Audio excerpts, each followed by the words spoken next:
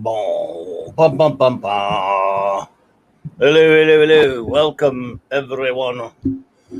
On this fine, if a Monday can be a fine night, welcome, everyone, to Monday night. Mark C. Comics Talk on Clobberin Times. Yeah, there's my crappy Howard Cosell impression of the evening, my good friends. Thank you all who are here. I hope more friends, I'm sure more friends will pop in soon. We'll see. But we have some friends already here with us tonight for some Mark C Comics talk here.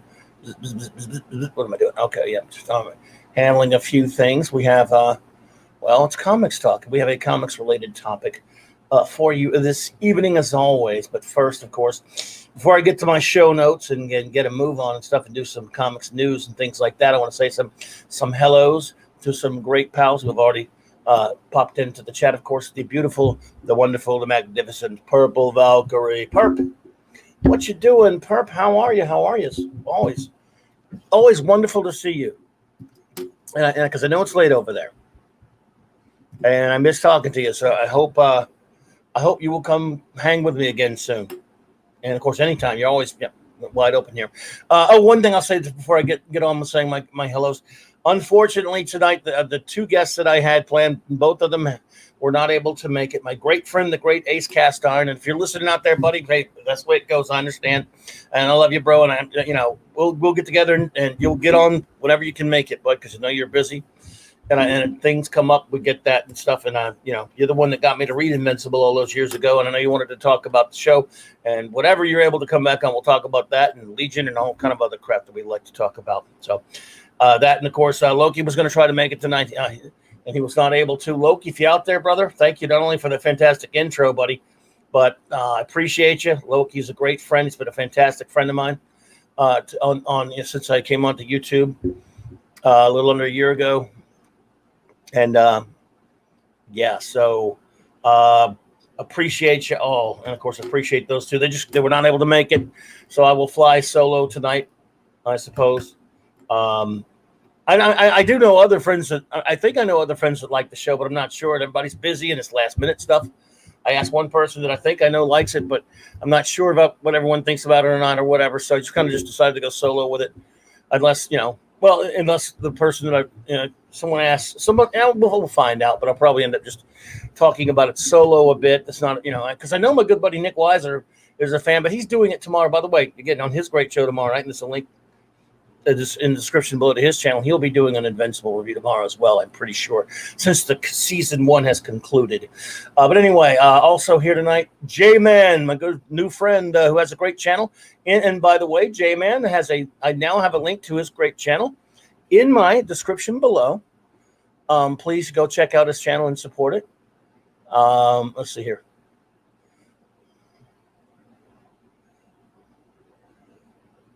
And I will have someone popping in later, I think. So that's cool. I'll have someone pop in because it'll be in time. He's by the time I get started on it, he should be able to pop in. We'll talk some Invincible stuff. But so yeah, good. I put out one of the. It was just kind of a last minute thing there, everyone. So anyway, I'm gonna send his invite to him. But let's see here. There we go. All right, sorry about that, everyone. But then again, yes, J-Man has a great channel. Please check his channel out there. Snorter Poopas Cuber. What's up, my friend? Good to see you. The great wrench of the North, Chris Persia. What's up, my good friend? Hey, I forgot to say the show number. Not that it matters. 132 on YouTube, 832 overall. 12 years of doing this, folks, and they haven't stopped me yet. I don't know why. My fantastic friend, the great Pat S. Hello, Louisiana. Good to see you, buddy. Hope you're doing great, man. The great Steve Mitchum.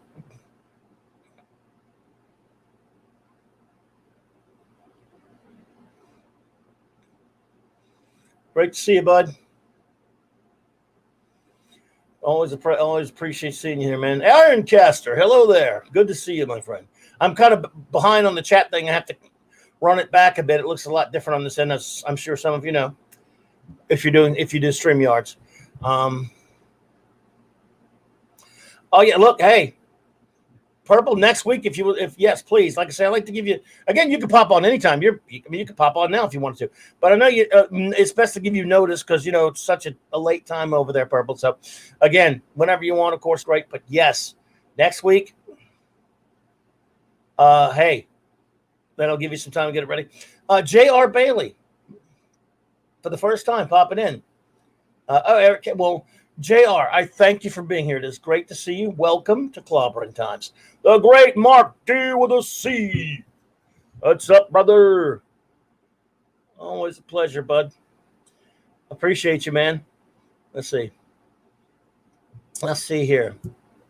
Let me see if I can catch up with my chat. I like when it's manageable and possible. I really do like to say hello to the chat. Okay, there we go. And anyone else pops in, I'll try to catch you there. I have, as always, my beautiful and magnificent first officer, Raquel, and I, we just have a fantastic time on Star Trek Saturday nights, or Saturday Night Star Trek, as we call it, where we're reviewing, for those who do not know, all of real Star Trek. In other words, 1966 through 2005. Of course, the real deal Trek, the only Trek that matters. And we're getting close to the end of the third season of Star Trek, the original series. After that, we will do the animated series. We will do the movies. We will do the Next Generation, DS9, Voyager, and then, of course, end it all with Enterprise, and where Star Trek ends, real Trek ends. Ilagabulas, welcome, Ilagabulas. So we're going to do it all, real Trek. And as we've been, again, you guys are amazing. The crowd that shows up and participates is so interactive. That shows up and participates with us on Saturday nights. And that's cool. Iron Castle is cool there. Even though we're in the third season where we're kind of not as good. We're not as good there. But anyway, we're having so much fun. And I'm gonna do a little comics news a little bit, or a few news items. But first, I'm gonna do some show notes real quickly. Via the kick, Wednesday night, as always, the same bat time, same bat Clobberin channel, same Clobberin time. We'll have some open geek talk. I'll think of something. There'll be topics. It's just kind of what are the kids saying these days? A little chill stream where we just kind of hang out and we'll think of something because we're geeks. We love this stuff. We'll think of something either to rail on about how much we love it, or maybe we'll even bitch about something. It just depends. We do it all. Because you should be able to do it all. We're here to have fun, but we have fun talking about all this kind of stuff. It's just what we do. Phantom Outsider, good to see you, bro. Cold-blooded critic, welcome, sir. Great to see you. Let me see here. And then, of course, Thursday, the Global Geek Gang gathers or assembles, whatever you want to say. We have quite a pantheon, quite a legion, I might say, of the Global Geek Gang. And this won't be a topic stream because when we've done topics, we've had a fantastic time. Thank you so much for that, Chris Persia. I appreciate those words. You're too kind, my friend. But it's because of you guys. You guys make it so fun for us. I talk to Raquel all the time. I mean, we have so much fun talking before and after the show. We talk for hours and have a wonderful time. She's just one of my best friends ever in the universe now. I love you, Raquel, for hearing this. She's just fantastic, and we talk all the time. And she's now a dear, dear and cherished friend, and I just love her to death. But, and so we could have fun if we were just talking, hanging out, of course. But you guys definitely add to that and make it so much fun. And you guys because we all love Star Trek. Whether we all agree on this, on which episode is good or not, or this about one episode or that one episode is irrelevant. We're having fun talking about it. We all love and know Star Trek. Star Trek is comfort food for the soul, in my opinion. And we have so much fun with it. Purple says, thank you, Purple. I've been tweaking it and screwing around with it so much. I never stop messing around with it. Of course, as you can see, there's probably no room. I'm gonna have to think of a new one. But look, I got some people play video games. I'm too old and pathetic to play video games, so I screw around on my phone and do stupid crap like this, but it's fun. And for the next 2 weeks, incidentally, there's a bonus episode for each week because there are 10 more to go. We're going to go ahead. We decided to compact them 5 next week and then 5 the week after. So, yes, everyone, this weekend, this Saturday night, 9 p.m. Central on Saturday Night Star Trek, we shall be reviewing 5. Oh, boy, 5 episodes. Yeah. No comment on these right now. No comment on these right now. I'll get that up the screen, go back to the Global Geek Gang there. But again, Thursday, though, we've been having great times. We're going to do some more topics on the Global Geek Gang, by the way. Obviously, again, so far, the only topic shows we've done, we did a Green Lantern panel and then did a follow-up to that in which we were honored to have the great Robert Meyer Burnett join us. And again, this show is very, very honored to have had him on here. And then, of course, a couple of weeks back, we did our Legion panel. Our Legion of Superheroes panel, on which, of course, also had a blast. I have a great time every week, though. But other weeks, we just kind of wing it. We sit around and we just geek out. Sort of, I've always equated it a bit. Oh, I've always equated my show a bit, and that show, too, a bit to when those of us who buy comics from a comic shop would go on pick up our new books on Wednesdays. Remember those days? Because I haven't experienced them in a long time since comics are so garbage now. But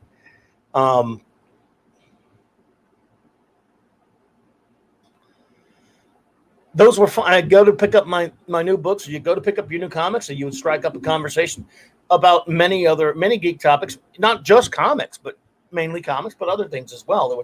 And I know a lot of times I would go and I would, if my son were riding with me, for example, I said, I'm just going to go in and grab my books. And he says, sure you are. He'd sit out in the car, mess with his phone or whatever. And 2.5 hours later, I would come out, and it's because I got hit by a random conversation, usually which I admitted I started. I know it's shocking to you all. I know you're just all shocked that I have to start up a geek conversation everywhere I go with anybody, and especially comic shops. Yeah. So, yeah, I was not like an innocent bystander, but that's kind of what the show is when we're just doing open stuff like we do on Wednesday nights, like we do sometimes with the Global Geek Gang, and we hang out with great people. But when we have a topic, we do want to kind of stick with it a little bit, of course. Pat, see. The idea of 5 episodes seems like a lot. I give it a D+. Too much of a good thing. Well, we didn't want to leave it where our last episode would have been only 2. Pat asked. Don't worry. Excuse me. Don't worry. We're gonna make sure because we take a long time doing the show. There's no question about it. We well crossed the 3+ hour mark. It seems every week, because we do 4 episodes and we try to be thorough. And again, we love the part where we get the ratings from our great chat room. But that does slow us down a bit. But don't worry, we're going to adjust accordingly. We will handle the 5 episodes as smoothly as we possibly can. Anyway, I mean, it's true. It took us a long time to do one the other night, but we will work that out. Yeah, I'm just like her, Mark D with a C. Got to talk to everybody. That's just me. I don't know. But anyway, so let's see. Before we move on, get a little bit of a news here. Of course, I know Thoth is not here, my good buddy Lord Thoth, but he is a big Blake 7 fan like myself. And this past weekend would have been the 80th anniversary of the great actor Paul Darrow, who many of us just love. Blake 7 is a brilliant show. Coming up on the Global Geek Gang, we will be doing a Blake 7 stream. Because we just love it, and it's just such a great show. So that's going to be coming soon. But yeah, we got to celebrate him. But oh, sorry, I had a picture. Oh, man. Getting so behind on the pictures. Yep. Anyway, so the great Paul Darrow. I've done a couple of shows with Proby about Blake Seven, of course. There he is in all of his Avon glory.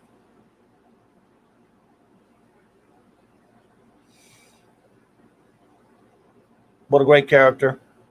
And a great gentleman who was really, really amazing to his fans. He loved his fans. He treated his fans with kindness and love and respect. And he loved the show. He loved the character. He loved the character so much he wrote books about the character. I mean, novels of the character, a few of them. And unfortunately passed about 4 or 5 years ago. But was, again, we talk about so many people who are actors on shows that we love or what have you. And a lot of times you meet them and they're like, you know. Sometimes they're nice, sometimes they're not. And then sometimes, and I found this with a lot of the Doctor Who, from the older show Doctor Who's, of course, and Blake Seven and some of these people, they really are appreciative of their fans. Because these are regular people. These aren't pampered rich celebrities. They're actors who work, who have to get a gig. When the one gig runs out, this was an acting job. They didn't make ridiculous money to play these characters. Would that have changed them? I don't know, because it doesn't change all of them, but it does change some of them.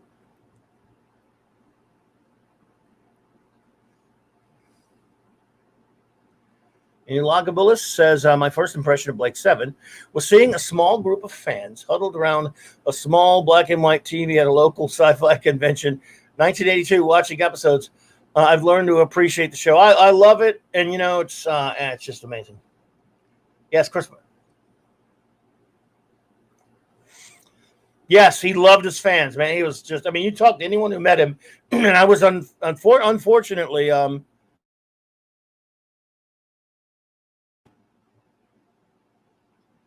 Thank you, Purple. Love you. Avon lives, long live the Legion. That's for Thoth. Lord Thoth, if you're hearing this out there somewhere, buddy. But yes, Avon. This is one of the greatest characters in all time. Pat S. I am surprised at you, sir. You were surprised I'm not a Red Dwarf fan? Dude, I am a gigantic, colossal Red Dwarf fan. I love the boys from the Dwarf. I've seen every single episode, some of them many times. Red Dwarf is one of my top 10 all-time favorite shows, dude. Just as Blake Seven is in my top 5, but Red Dwarf is in my top 10. Dude, what do you mean not a Red Dwarf fan? How dare you, sir? Red Dwarf is, and yeah, we'll do a show about Red Dwarf one of these days. But much like the great show Babylon 5 and the original Star Trek, there are unfortunately, many of the wonderful actors from Blake Seven are no longer with us, including Gareth Thomas and Paul Darrow, Jacqueline Pierce, and David Jackson, Peter Tuddenham.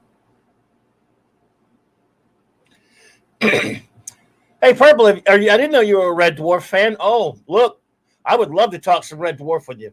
I love that show. Love it. Seen every one of them, of course, in some cases, ridiculous amount of times. Boys from the Dwarf, great, brilliant show.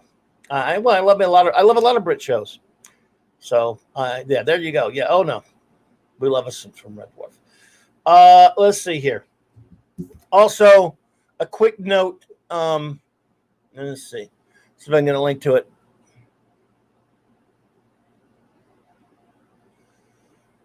This is a link that I'm going to put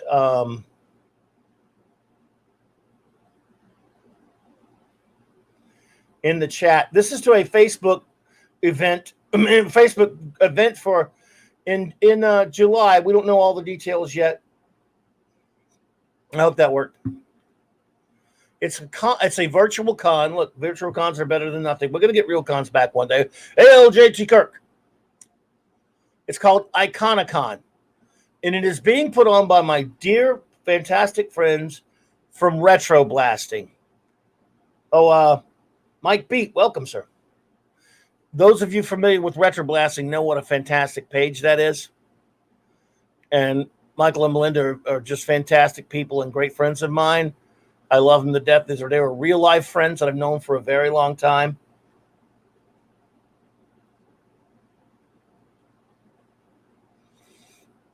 And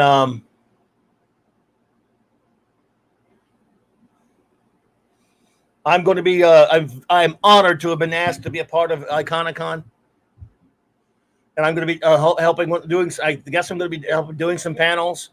We're not exactly sure everything we're going to be doing yet, but they have kindly asked me to be involved with it, and I guess I'm going to whatever they want me to do, panels or whatever. And I'm going to do. I guess I'm going to do some panels, and I'm going to help them out. Again, I know it's virtual, but hey, one day they'll do a real one, And I'm just really excited about it. So, again, before our guest shows up, yeah, we're going to be coming up with more more and more details about it once they get everything ironed out. They're just now announcing it. Oh, by the way, tomorrow night I totally forgot about my show notes. Tomorrow night I'll be on. I'm not sure whose channel it'll be on, but Loki gets on me when I call it Loki's, but it is Loki's. He came up with it. Loki's Comic Book Roundtable. I think it might be on Fat Steven's channel, but I'm not sure yet. But we'll find out. We'll get that info out there. But anyway, Iconicon. I love retro blasting.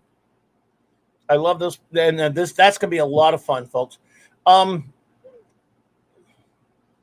Again, a little more comics news before we get on to Invincible, because I've got someone joining me soon. Someone has been kind enough at very last notice to join me to talk about it, and an honored guest that I'm just honored to have coming on. But before we get there, all right, one more bit of comics related news, in a sense, comics related news. Let me find it. Oh yeah. Does anyone see this announcement today? I'm going to get made fun of for this, I know. Alan Moore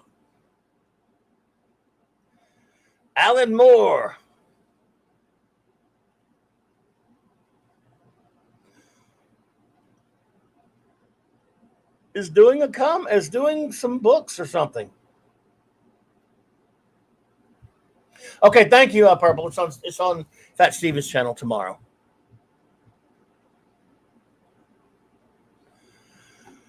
All right. I won't go too far into it, and I won't even read the whole article or anything like that. I just wanted to know if you've seen this, because, firstly, look, I have been known to be, at one point in my life, the most ginormous, as the kids say, fan of Alan Moore. Before I continue with that, I want to welcome our guest, the great script doctor. Sir, I cannot thank you enough for popping in, especially on this short notice. Well, thank you so much for inviting me. I feel honored to be here. And hello, everyone in the chat. Thank you for joining us. And yeah, I'm happy to discuss whatever. Oh, well, like I said, I mean, I thought about you because I knew you were a fan of it, but I'd already told a friend of mine, back right after the first episode came out, that we would do this, and unfortunately he couldn't make it, and then unfortunately we're hoping Loki's feeling better. Loki wasn't feeling well; he wanted to be here, and I usually do only a couple of people when we review something, no more than 2 or 3. I don't know about you; the bigger panels take forever and stuff, and I really actually like the one-on-ones better. I don't know about you, as far as getting a good conversation going, if you know what I mean. Absolutely, yeah. And I've been just doing some basic news and stuff like that. And I wasn't going to stay on this one long. I don't know if you have any opinions on this. That wizard's just a crazy old man, by the way. Alan Moore, yeah. Yeah, I don't know what your thoughts are. He's a take it or leave it type of writer in my books. Some ideas he does, which are pretty interesting. Others he does, which make you question, is this the same person who wrote some of the other things of nature? I mean, he did one of the more prevalent ones outside of his main, we know, The Watchmen and V for Vendetta and whatnot, was Superman's What Do You Get for the Man Who Has Everything type of story arc. One of my all-time favorite comics, for Superman Annual number 11. Yes. And then the other one, which would be, I guess, the Death of the Man of Tomorrow. I can't remember the title. Whatever Happened to the Man of Tomorrow. Whatever Happened to the Man of Tomorrow, right. Yeah, which pretty much has the same ending that they use in The Watchmen for Owlman. Or Night Owl, sorry. Yeah, I was once such an extraordinary, ridiculously extraordinary fan of this man, so much so, especially his 80s and even some of his 90s work, that I once thought I wanted to write a book about chronicling about it. Back about sometime last year, a buddy of mine, we did a 3-4 hour stream chronicling his works, and we touched on the big ones, the Watchmen's and the Killing Jokes and things like that, and the Swamp Things, but we wanted to focus on some of his lesser known at the time and even now works, because some of it is just extraordinary and a lot of people don't know about some of it, and that's what we kind of focused on. And I still will always cherish some of his wonderful 80s work and even some of his 90s stuff, which is vastly different. But after about 2000 or so, he just went insane. It was I mean, and he's a wizard and all this stuff. That's why, I mean, that wizard's just a crazy old man for sure. He's a nut. He's now hates a lot of all the old stuff he's done, which is, he did it. If he wants to hate it, that's, it's fine. Yeah, that's sure. I mean, I hate some of the stuff that I've done, but that's just because I was a different writer then. I like to think I'm better now, but I don't know 100% on that. I know he despises The Killing Joke, and I totally understand why. I think it has more to do with the fact that the DC editing staff decided to integrate that into continuity as opposed to being an Elseworld story. Oh yeah, there are layers of story behind The Killing Joke. I'd been in the comic business before that, but when I opened my comic shop in 1988, day one, the first book amongst the other books was The Killing Joke. I remember I ordered over 100 some odd copies and had to limit quantities on it. It was just, at that point, that was the biggest thing out there. It was gigantic. It was Alan Moore, it was Brian Boland. And D. Bud Martin, welcome, a fellow comic shop owner. I mean, Eric's not here to pick on me about saying I'm a comic shop owner. No one. Hello there. But it was huge, and I'm totally with you, by the way. There's that controversy because he never expected it to be treated other than in Elseworlds. Yeah, that was the attention was, I mean, so far, like the rumors that I heard from other comic book writers and artists in the industry, and even some people that I knew at DC Publishing at the time when I was pitching to Warner Brothers way back when, was that they all thought it was just like a one-off, like the last Batman Joker story. Like these would be the last time these two ever came to blows, and either Joker would be killed as a result of that, or he'd be locked away and finally never be able to get out because Gordon's perseverance proved his premise wrong, so to speak. That was like usually the talk, and then we hear the story. But yeah, it sold really well, and DC needed the circulation, and they wanted to see what sort of interesting directions they could go by taking away a Bat family member. And I think the only person who did any justice with that character was Chuck Dixon with his Birds of Prey line after the fact. Oracle, yeah, with Oracle, and how her mentality was that even though she was confined to a wheelchair, she didn't want to be treated any differently or disabled, and she didn't want to rely on technology to assist her in her physical rehabilitation, so to speak. And he did that for I think 2.5 years almost in his title, and then as soon as they changed writers, she gets this power chair with a bat symbol on it that she has out in public, and I'm like, whoa, what's going on here? This is not the Barbara Gordon that I've been reading for the past few years. Who is this new woman? Why is she so dependent as opposed to being independent? Yes. Yeah, and that was the thing that Moore didn't like, even though he was tapped out of all mainstream crap at that point anyway, but he did not like that. He's commented on that. And also you have the kerfuffle between him and Grant Morrison, who do not like each other. Grant Morrison, I think he was doing it to piss Moore off more than anything else, or as the kids say today, trolling. But when he basically claims that Batman kills the Joker in that last panel. That's his inference from the comic. I didn't really get that. I was like, I think it's interesting that the laughter stops, but I mean, that's whatever Alan Moore wanted to do in there, or maybe the artist at that time, whose name's escaped me for the moment, decided Brian Boland to just add the extra panel, just to because sometimes you don't want to leave a comic book on a panel with dialogue, or even if it's an onomatopoeia. I remember hearing that stuff when because I did experiment writing comic books when I was 16 years old. I actually got hired to an Australian publisher via the internet and message boards to produce. But the thing is, they only managed to do 2 runs of their own titles before they went out of business, because in year 2000, it's really, really expensive to start a comic book company, especially a printing one. Yes. And a lot of the stores, they would receive their sample issues, they'd make their orders, and then they decided that they were a whole the ones that were invested in decided not to commit to the orders. So the artist I teamed up with, who was actually a Hong Kong artist, she was really, really good. This is like the days before Skype and that, so we had to use ICQ voice chat, if you remember that. That's how old it was. Yeah. Wow. So like we kept in touch for a few years, and then she went off to do some animation for a cartoon studio, and then I went to college and then became a screenwriter, and so I never really got back into that area. But it was fascinating to know the format, to have all the access to the industry, at least at that time.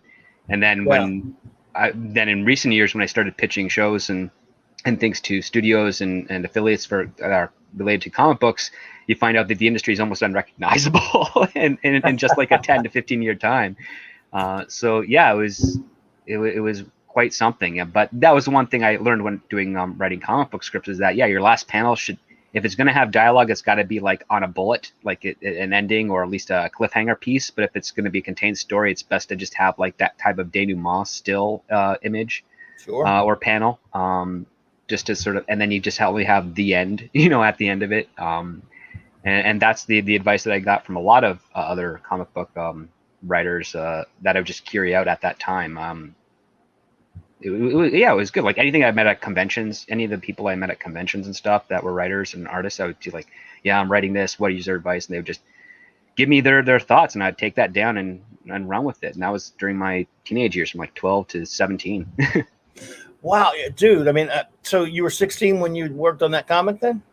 Yeah, it was my original character, which I won't reveal now because, again, it's still licensed by me, and I might use it down the road. But I pitched to there's this one company that was like international, based in Australia. They're like, we're looking for writers for all languages, all stuff, to come up with their own comic book heroes. You retain creative rights. We just are facilitators of publishing, and if you don't have an artist, we will hook you up with an artist. So they're looking for everybody, and they didn't take just anybody. They took the best pitches. So that was my first entrance into world of pitching stories. And so I pitched one, and then about a month later, I hear back from them, and they're like, we want to do this. I think it was like a 6-issue miniseries that they said, just to test out the character. And so I submitted my first script. Then they paid for the full 6 issues up front, which was awesome. So I got money out of this. I wasn't broke, and my artist got money out of this. And we were on schedule for everything until before we finished the first issue. We got an email and then a phone call and saying, sorry, all the stores that we had contracts with and all the other backers, they pulled out. We don't have the money to print anything, so sorry. And then that was basically it. And then when I got older and I was able to afford a lawyer, I double checked all the contracts and stuff. And they were on the level, all legit. Wow. It was like, I was really worried about that for a while, but very lucky. And wow. I was also looking forward to seeing what they had, because I didn't get to read any of the other stuff that they had in house. I don't know what any of the writers that they hired with or any of the artists that they were working with. And I was actually really excited to getting into this family thing, and the fact that the only reason they were able to hire me is because it's legal in Canada at the time for a 16-year-old to have full-time employment. And so that's how they were able to do it for me. And then there's some other people there from other countries that were a little younger than me, and then some that were a lot older than me. I heard there was one writer on there that was like 76 years old. And, wow. And I was like, that's really cool. I look forward to all this stuff launching and meeting these people one day, and just didn't happen. But today you take a look online and you have all these people able to start up their own little comic books and get them distributed, and that's amazing.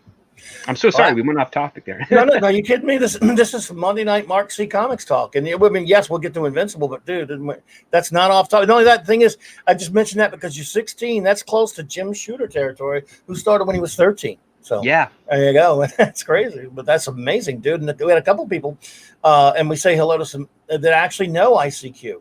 I believe Zach7, welcome, my friend. He knows of it. Chris Persia's familiar with it, and welcome, Catman Didi Myers. Good to see you, my friend. And I always screw this name up, since you're far more literate than I. You may be able to help me with it. Kogi Pan, or is that Kog Pan? How would you say that? That's a good question. Kog Pan or Kogi Pan? I don't know. If it was 2 G's, I would say it'd be Kogi. Or maybe it's like Dogecoin, so it's Koj Pan. You know how Gary likes to always joke he was kicked out of 3 high schools? I was kicked out of 3 kindergartens, so you got me, man. Wow, that's impressive. I'm just making it up. Only 2. So. Only 2. As far as I can remember, Sam, I'm really old, so I can't even kindergarten. Yeah, I wish I could remember far back to kindergarten. I can't remember how far back to last week, but I'll tell you, let's see. I wish I. Well, anyway, Alan Moore. Alan Moore. I'm all Irish. Alan Moore. And they don't look comic books anymore. A bunch of That's pretty good, actually. Bloody bastards. Comic books are for children now. You're all a bunch of arrested adults, and if you're reading superhero comics, you should all go strux yourselves. No, sorry. He's just. If you see any, for example, any of his reprints, any modern reprints of his work, they are written by, quote, the original writer, because he wants his name off of all of it. Which is what interested me about this story. I'm like, I thought the crazy old bastard didn't care about money anymore. Maybe they turned the electricity off at his castle on Olympus or something. Or maybe his 2 girlfriends and wife aren't paying any of the bills anymore. Only 2? Oh, I think last I heard he had 2 girgirlfriends and his wife. I wonder if there's more, but whatever. I know about Melinda Gabby. I didn't know about the other ones, but he's a strange kind of a cat. Mm-hmm. Busy working. Yes, talks about more snake gods. I will turn you into a toad, Purple Valkyrie. DC Comics, Marvel Comics, movies, all for 44-year-old children. Now, shut up. You. No one would know who you are without superheroes. Okay, no one. Probably right. Yeah, because I remember when I first read V for Vendetta, and I thought the first few issues he had a point, and then it just went off the rails, and I'm like, he's just making this up as he has no plan. He doesn't know what he's doing. It's 350 odd pages of stupid pontification.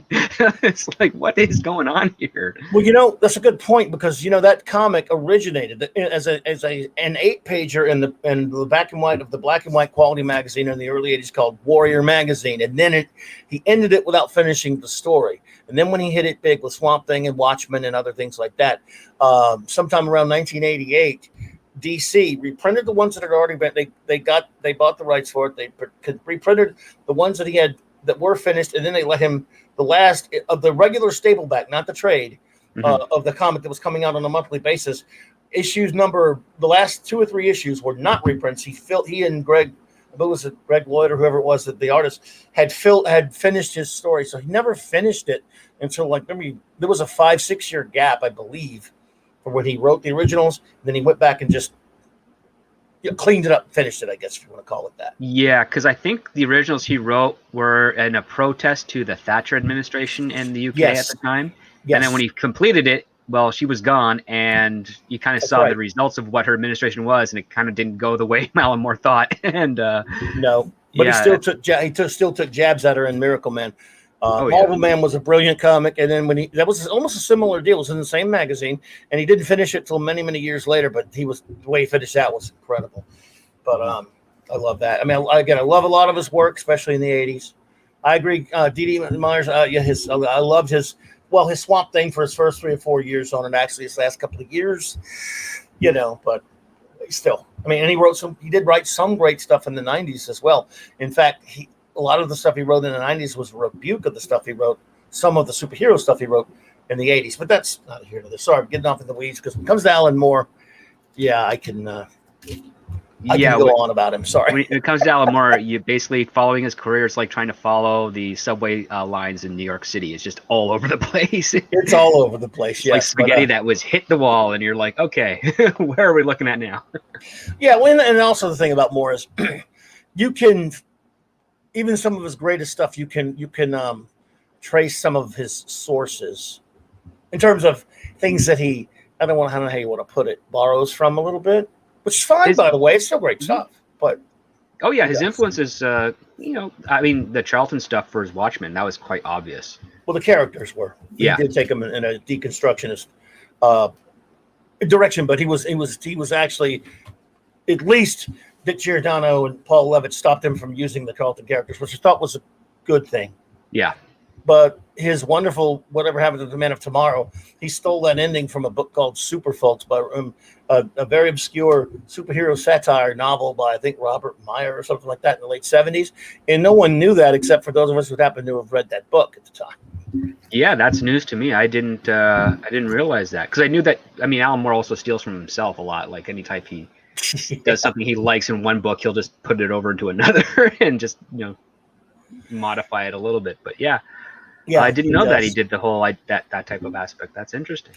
He did a lot of his stuff, but again, he takes things and definitely puts a different coat of paint on it too. I mean, there's something to be said for the old saying, "There's nothing new under the sun." But he was so brilliant because he would take something that, yes, that's familiar, but he would definitely make you look at it from another perspective and put his own spin on it. And back then, many times in a brilliant way. And he wrote a lot of stuff that, I mean, everyone knows Watchmen, which I love. I mean, I collected everything there was ever to do with real Watchmen, the real series, the only one series that matters, the one by him and he and Dave Gibbons.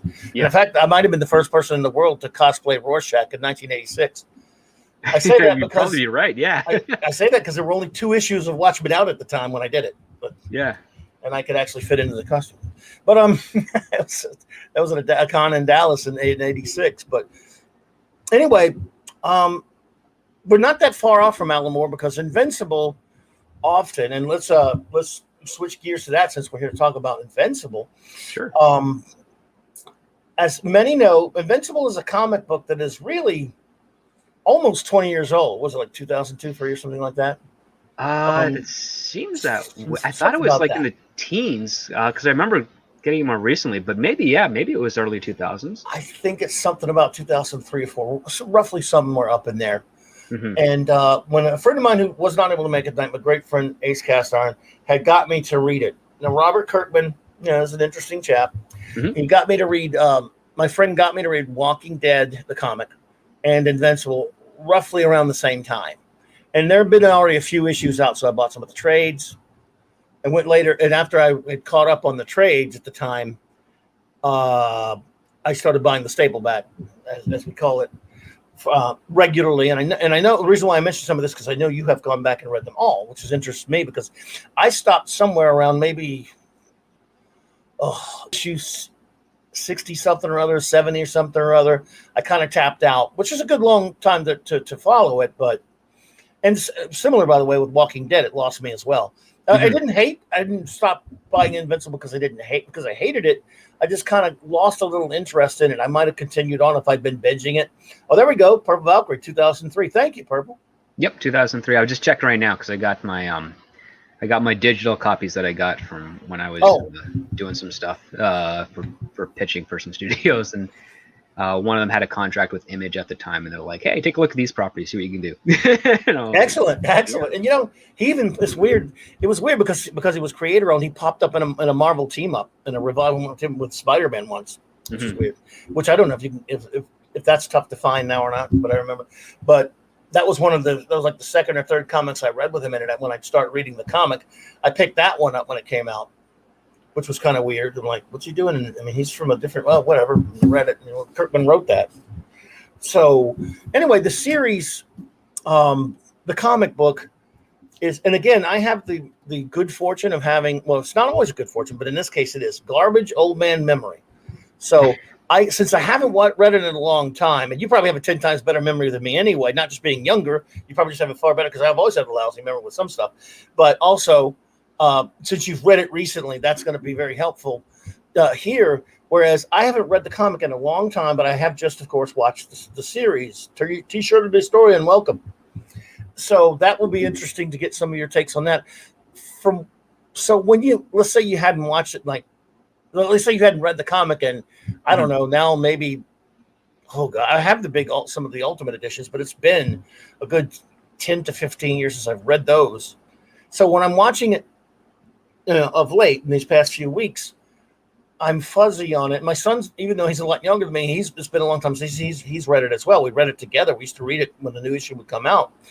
And yes, I was a horrible father because I let my son read that stuff. But he was sort of old enough at the time. So I don't remember enough to where I can watch it. Oh, that's different. Oh, that's different. Oh, he changed that. Oh, he changed it. I can't do that where I know you can. Oh, yeah. Which interests me. which is why I wanted to. Was probably some questions I will be asking you about that. Yeah, go for it. But what I can say is, and by the way, I've heard that about Walking Dead too. So I never got into that show. A lot of people did. I tapped out of the comic long before that. I checked out the series after the second episode. I was like, this doesn't feel like it's got an end point. That's basically, yeah. Same here. I'm pretty good at that. Like I topped out of Lost during the pilots. Like they don't know what they're doing. I just I made a bet with some of my writer friends at the time. It's like, $300. It's all about death, purgatory, and crossing over, because that's the only place they can go at this point. And then years later, I win the bet, and nice. And they're like, "How the heck did you know that?" It's like I'd never liked J.J. Abrams, even like regarding Henry, which I think is a decent movie. I don't think it's all that great overall. Mm-hmm. And I'm just not a fan of J.J. Abrams, and I can kind of see exactly what he tries to pull, which is basically let's shock them in the first 10 minutes and then fail to deliver by the end, because you focus so much on that shock value at the beginning that you don't pay attention to sticking the landing.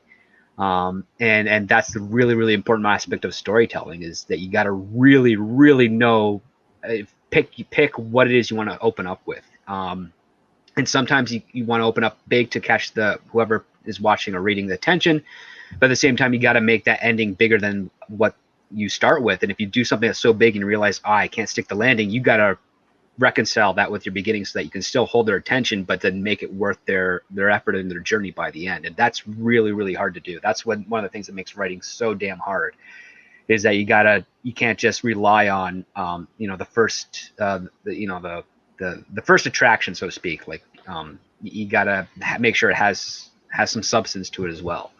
And Lost struggled with that. My understanding was after I think its third season, it really struggled with that. And that's just because they realized that they didn't have anything to end this on properly. That is so on point for Kirkman that you just talked about, because it is very, very similar to the Jar Jar Abrams school.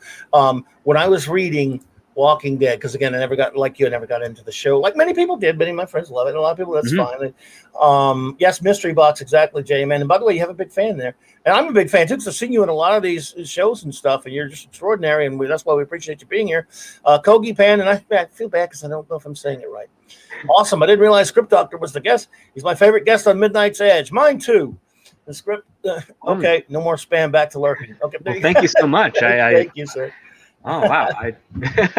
Thank you so much. Appreciate you, man. I'm not expecting that. I'm very flattered. Indeed. Well, you do amazing. I see, like I said, I've seen you in so many of these streams, and I always wanted a chance to talk to you about this kind of stuff. And because I'm someone who's never, unlike you, I've always wanted to be a writer. I never really did much about it, but I do write a lot, and not lately. So I'm a writer at heart, and that's, at least I think about writing a lot. Matthew Pounder, welcome. So I have, when it comes to the Walking Dead comic book, for example, and the Invincible comic book, one of the things that became a trait with that series, in my opinion, with Walking Dead and even with Invincible, was what you were talking about, except instead of him putting the big shocker at the beginning, each issue would end with something that would make you go, oh my God. Yes. And you were coming back next week. It was always super shock value at the end of his Walking Dead comic and Invincible. Yeah, one of the things I noticed while reading Invincible is it had a very pulp-style narrative. And one of the pulp-style narratives is that you start on action and you end on a cliffhanger. And that's kind of what, that's one of the major rules, at least, of it, is that every chapter you start on something with regards to action. And that's a very broad term. It's not necessarily means like, physical action or something. It's just something active is happening that is of importance, so to speak. And then you end on a cliffhanger because that's what you want to do. You want to make sure that whoever's reading is going to turn the page, or whoever's watching is going to tune in next week. And it's basic. It's like it's old school style storytelling. It's wasn't often done in television because, again, it was television is more episodic at that time. I would say one of the more popular television shows that were somewhat episodic that actually did a cliffhanger ending was like Batman with Adam West, because it was all two-parters. It was cliffhangers, and it worked. And they got like 100 episodes out of that in 3 years. Yes. And that was one of that's the one of the rare ones that I can remember. I think there's some others at that time, but very limited in scope. And it's not until you get to the 90s where serialized television started to make its appearance, not just on network, but also on like HBO and some of your cable channels.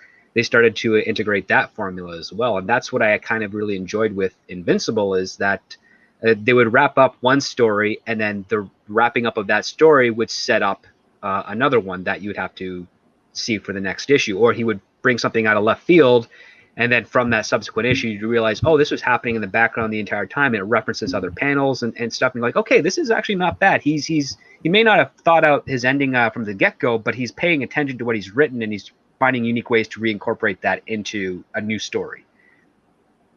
Yes, Super HD, welcome. I'm sorry, HDJ. Yes, yeah, absolutely. And again, it was. I'm not. By the way, I'm not using that as a critique. I'm saying it was for a serialized, Stableback monthly comic book. That's part of his job. I mean, you got to bring people back for the next issue. At that time, when the new issue would come out, Invincible and Walking Dead for a while, my son and I would fight over who got to read it first, and then whoever got to read it first would bring it to the other one and hold it up, and go, "Holy shit, you got to read this," which was kind of fun for a while, but for a few years, yeah. And it was kind of a fun thing. Now again, the comic wasn't fun in the sense that it was nice and all sweetness and light, but it was a lot. It was a lot of fun. But one of the things I wanted to address, and this will get to the show because I wanted to get your take on it. It seemed there are a lot of people, I'm not going to name names because I'm big fans of these people, but a lot of people seem to confuse Invincible with with the deconstructionist type of superhero story. In other words, obviously, Watchmen being the biggest and the second, probably the first one. Miller's Daredevil, you could argue, was sort of that. What Moore was doing with Marvel Man later, Miracle Man was doing that. His Swamp Thing, only a little, but his Watchmen, the biggie. Then, of course, Miller's Dark. In other words, those, and then of course when you fast forward into a few years later with stuff like The Authority, Planetary to an extent, by Warren Ellis, Mark Millar, Garth Ennis, people like that. With Garth Ennis's was it The Boys and I think Garth Ennis has some problems up in his head. I'm not a big Ennis guy. I think he's the type of guy who got bullied a lot in school and then wrote down every revenge thing he'd ever do and then decided to put that into a comic book. Then Ellis is probably a little like that as well. Yeah. And maybe Millar too. I like saying Millar because he doesn't like it. Not that I don't like some of their works, incidentally, but what I'm saying is, and some of these people just have been lumping Invincible in with those comic books. In my opinion, and I want to bounce it off and see what you think, I don't consider it to be deconstructionist in that sense, because deconstructionism to me means something. Look, when you are taking superheroes, their idioms, their tropes, what have you, you are casting I hate the word, but a realistic, quote unquote, light on them to say, this is what this would really be like, folks. And you're doing a little bit of that, and you are also, when you do that, you're also trying to take these characters down something of a darker path. But are they really superheroes? They're beings with superpowers, but they're often not necessarily so much superheroes. They are just better than what they're fighting. And incidentally, some of those are brilliant, wonderful comics. Now, they did a lot of damage, in my opinion, in a lot of ways. That's 5 other streams. But I'm saying they've done more, Miller in particular, and even Gaiman and others have done a lot of damage that way. But what I'm saying is Invincible isn't really that. In my opinion, Invincible it looks like your normal, everyday, mainstream superhero universe. They've added 2 elements that you would not want to be at least I would not want to be in your standard Marvel or DC. I'm not talking about Ultimates and Screw 52 crap, which I think blur that line and take it all to hell. I'm talking about normal 616 DC Marvel universe or your normal DC universe. They take it adds horrible ultra violence, and it adds the characters do sort of talk a little bit more like regular people in terms of they curse and cheat on their girlfriends and stuff like that kind of stuff. But still, the heroism is fairly pure in Invincible, other than the twist of Omni-Man. And we're going to be very spoiler here, everyone. If you've not seen the show or read the comic, we're spoilering away, and but we're letting you know that up right now.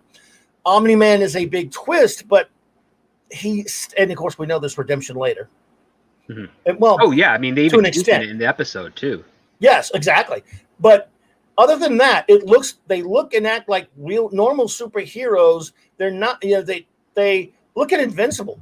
The whole time he's trying to be a hero. The mistake Omni-Man made was raising him as a human hero, which he realizes that raised him as a family man. His lies raised Mark as a compassionate human when he should have raised him as a detached Viltrumite, which he didn't do, which he realized. That's why Mark fought him so hard. But look at Mark. Look at the pain he suffers, not just physically, but when he can't save people from Omni-Man and other instances as well. But the superheroes in this universe look like superheroes, conventional superheroes. The superheroes act like, they talk a little bit more like us in the real world, but they also act like they're heroic. They want to fight. They want to help people. Look at the Global Guardians Part 2 at the end of that one when they said, we're going to get our ass handed. We got to go out there and start saving people. Something that people like, I won't go too far into it. You all know how much I can't stand Zack Snyder. Something like Zack Snyder doesn't care about, or other people who are edgelords who don't care about heroics and the heroism of the great Marvel and DC characters. Kirkman actually has that. He just adds this component of, whereas some of these characters in these other comics can knock each other through buildings and through walls and not get all that scratched up. People splatter in Invincible, even powerful beings. That's a component that you could say is definitely close to deconstructionism, but as far as the characterization and the overall writing is not the same as the Authority, Watchmen, even or some of these other ones. That's my take on it, but people always lump Invincible with the other ones, and I'd like to know what you think. Well, I think that has to do with the fact that, sadly, the majority of our population, doesn't matter what country you're in, doesn't get to experience a whole lot of different varieties of deconstruction. For instance, I would say the difference with Invincible is that its deconstructive nature is more about deconstructing the fantasy element of superheroes as opposed to superheroes themselves. And by that I mean it's like saying, okay, where Superman could stop a building from collapsing, he's so great that he can make sure that everybody inside is also safe at that. And that's part of the fantasy. And Kirkman has done this, like, I'm going to take that part away, but I'm going to leave the heart pure. And what's interesting about a deconstructive story, at least a good one, is that it's the world that's challenging or that's trying to deconstruct the hero, and the hero perseveres he might hit his lowest moment, but he will bounce back, or she will bounce back and become better as a result of it. And that's what makes a deconstructive story so much better. But when you have a deconstructive story where they don't bounce back, where they are defeated, where they become cynical, you've demoralized everything that made that character interesting and useful. And I think that's what led to the success of Invincible, not just for the season, but also to a relatively significant degree in the comic book industry, is that Invincible goes through all these challenges to just take him down as what he thinks is a hero, and do everything he can to challenge that, so that so that the universe is essentially telling him, don't be a hero, don't take responsibility, just hide in the background, sort of thing. And it's kind of a similar, like, what Mark Grayson's mentality is towards a hero is almost identical to what Luke Skywalker's is to his father before he learns that his father is Darth Vader. The whole reason Luke does anything in those movies is because he's trying to connect with a parent that he's heard a little bit about but has never really known. And he figures if he becomes a Jedi, he's going to understand his father a bit more and have that connection. And like what he tells Yoda is like, want to become a Jedi mostly because of my father, I guess. And it's that very ambiguous nature, and it's the longing for a connection to something.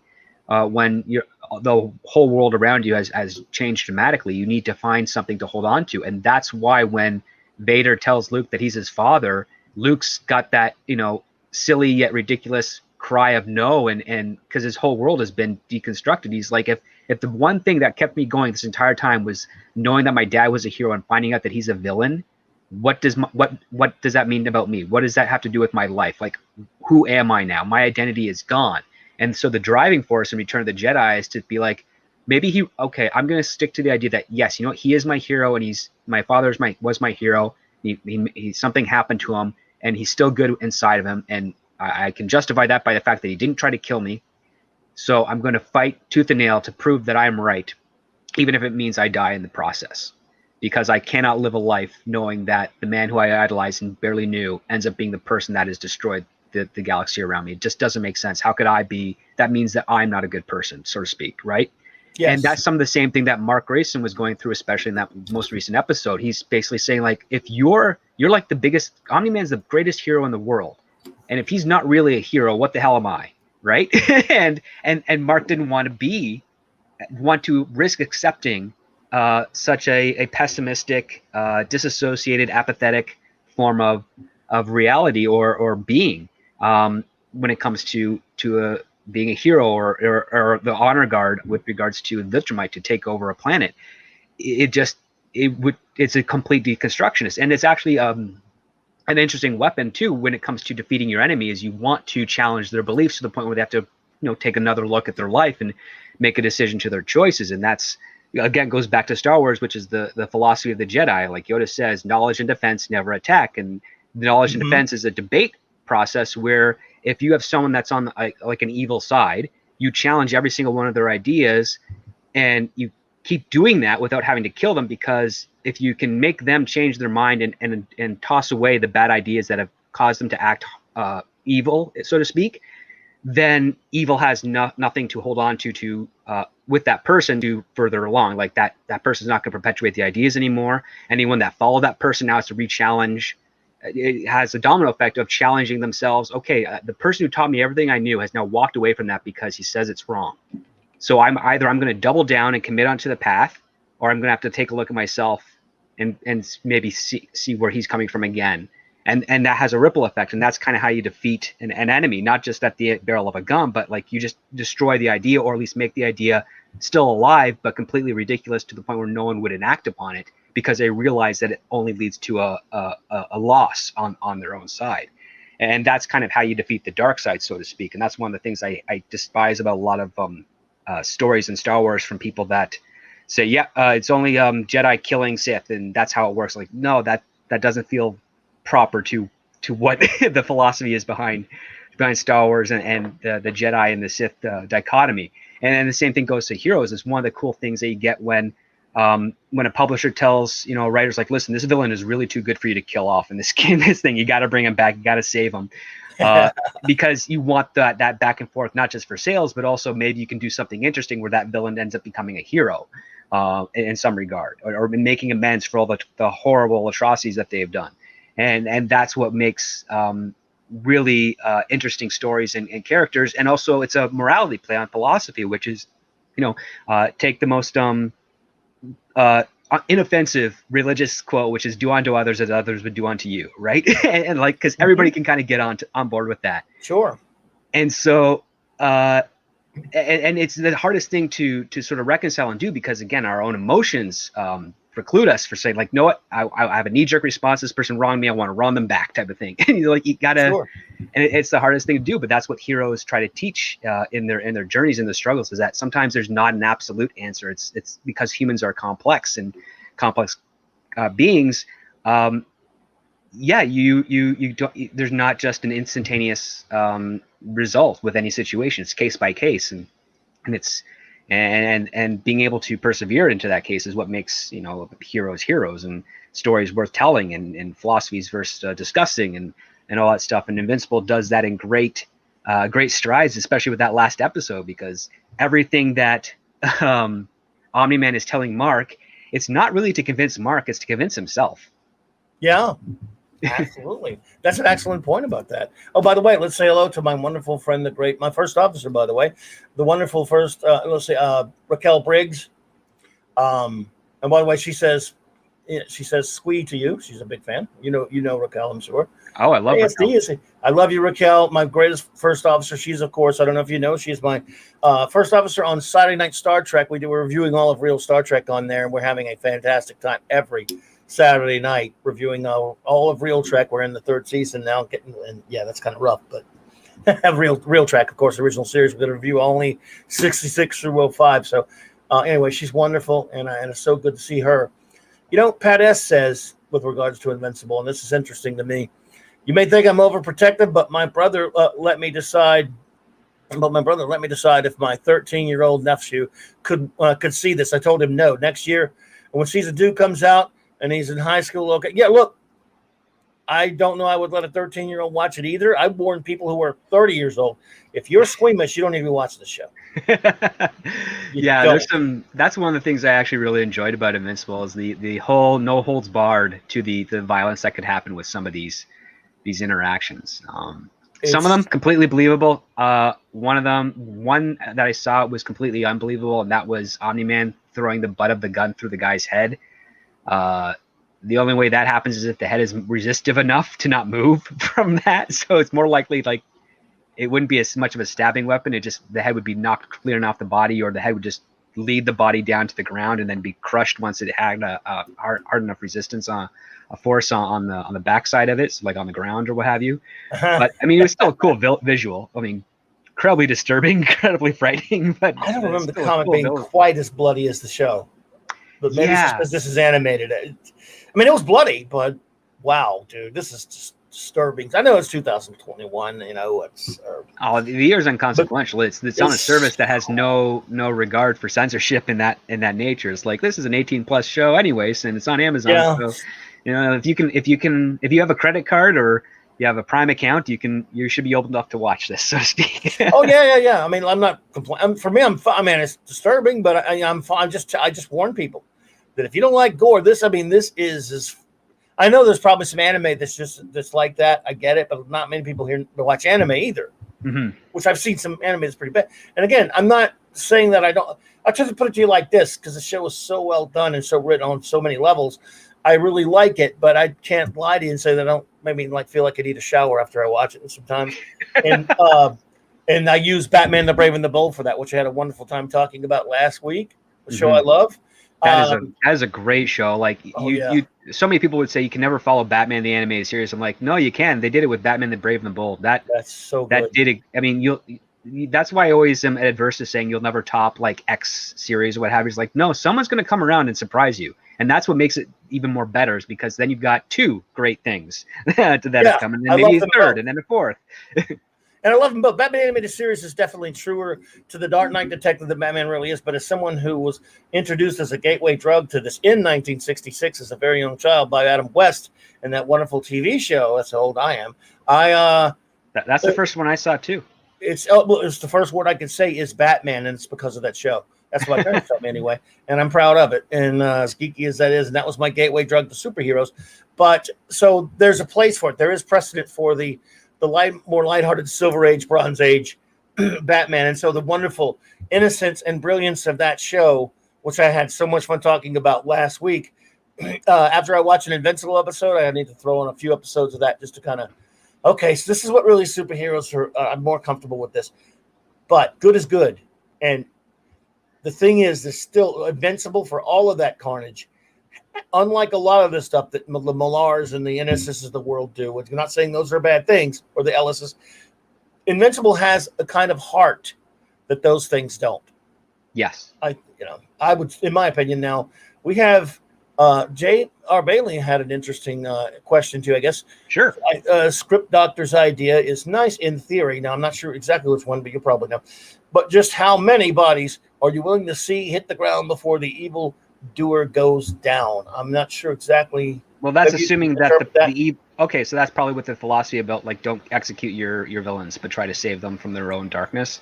That comes down to the people outside. It's like how many people are willing to let the person kill somebody, because there are. I mean, the fact of the matter is that that's a very black and white approach to an evildoer, so to speak. It's you're asking how many bodies you're gonna let go to the ground, let die before you take them down. It's like, well, ideally you want to be in a situation where you're not allowing any bodies to fall anyways. So you should always be actively trying to prevent that regardless.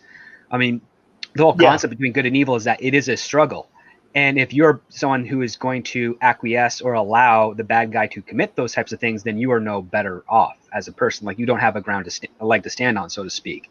And that comes down to the concept of, okay, so maybe you have someone in a foreign country doing these horrible things. Well, you're still not letting them doing that. You're just, at a disadvantage because of a distance. But if you can close that gap, and as you get closer and closer, there's less likely to be able to succeed. And even in a hostage situation, there's always ways where you can turn around it. It comes down to who's got, the intelligence, the wit, and the will to act. And in some cases, especially in a hostage situation, once that hostage is dead, the villain, the evildoer, has no escape rope, so to speak, no salvation from any sort of consequences. And it's not even about a numbers game or making sacrifices. It's about challenging and being able to try and see if you can create a dialogue to allow a person, especially one on like a dark side, to give them a chance to be like, listen, yes, you're holding this person, at bay. You're going to threaten their life if we do something physical towards you or what have you. Now, as so long as they're not making an active thing to kill, then you've got a chance to save that hostage person, and then get the person, the evildoer, the bad guy, on a path of redemption. Now, that doesn't mean they escape consequences for that. That has to be done by, I would say, a court, to judge of peers, whatever legal system at that time. But at least what you're trying to do is you're giving that person a chance of redemption, and that's the one thing that makes that allows for humanity to actually sort of circumvent evil. Is that, yeah, you can do bad things, and you'll never be able to escape that you've done bad things, but you can always become better as a result of abandoning that. And in some cases, like for me, there's definitely some crimes out there where my reflexive action is like, yeah, kill the person. Like, just get rid of them. I don't want them to live anymore. They don't deserve it, what have you. Right. But if I wanted to be true to that philosophy, I have to say, put that emotion aside, which, don't get me wrong, very, very prevalent and strong, and be like, listen, maybe there's we can get that person redeemed. Maybe there's something we can learn about why they did what they did. Find a source to that, use that education to help other people who might be at risk to going down that thing, as opposed to just taking them out and then thinking the problem's solved, because it's not solved. You're just removing one player from the board, and then another one's just going to step in their place. But if you figure out how that player works and how someone would step into that place, then you can prevent that from happening, and therefore you actually have another domino effect where it becomes less of an actual issue in the future. It's not an easy thing at all. I mean, listen, killing your enemy is so much more easier, but at the same time, you also risk becoming obsessive with that. And that's one of the things why I really like the Punisher. He's a guy who's killing, and he's doing it in the name of justice and whatnot, or people that escape justice. Yeah. But it's perpetual, because he's never going to be able to end. And many of the people that he's killed in comic books have friends, family members, or coworkers that are like, oh, I'm just going to double down and go after the Punisher now. So now he's escalating his own crusade. And that's what makes some of his books and stories really, really fun. But at the same time, you kind of see the fault in his vigilantism approach of things. That's about 15 different streams right there. I'll tell you that. But I want to address J.R. Bailey, I don't know if I know you. If you know me, you wouldn't call me a young guy.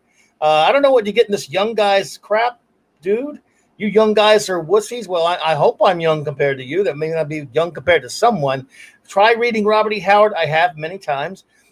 When you're 13, I was even younger when I was even younger. I've read Conan, I've read Cole, I've read Solomon Kane, and I've read much of Edgar Rice Burroughs with the Mars series. So I don't know who you think you're talking to there. I love all of that stuff. So you young guys are wussies? I'm not even sure what the hell you're talking about, dude. But are you? Don't know you. So I don't know. I don't understand that aspect. Okay. Yeah, it's just what are you talking about? And unless you're somebody I know, I do know of. Probably some sort of joke. Yeah, I mean, I guess someone who knows me would know I'm old by comparison to some people. Now, again, I don't know how old. I'm old by comparison to other people too. I'm 36, but and I feel like I'm 50s, but not like physically, just mentally. But that's just because I've been very lucky to being dragged all over the world here and there from job opportunities and family and friends saying, go here and do that type of stuff. Yeah. Well, well, feel good, dude, because I'm way, way older than that.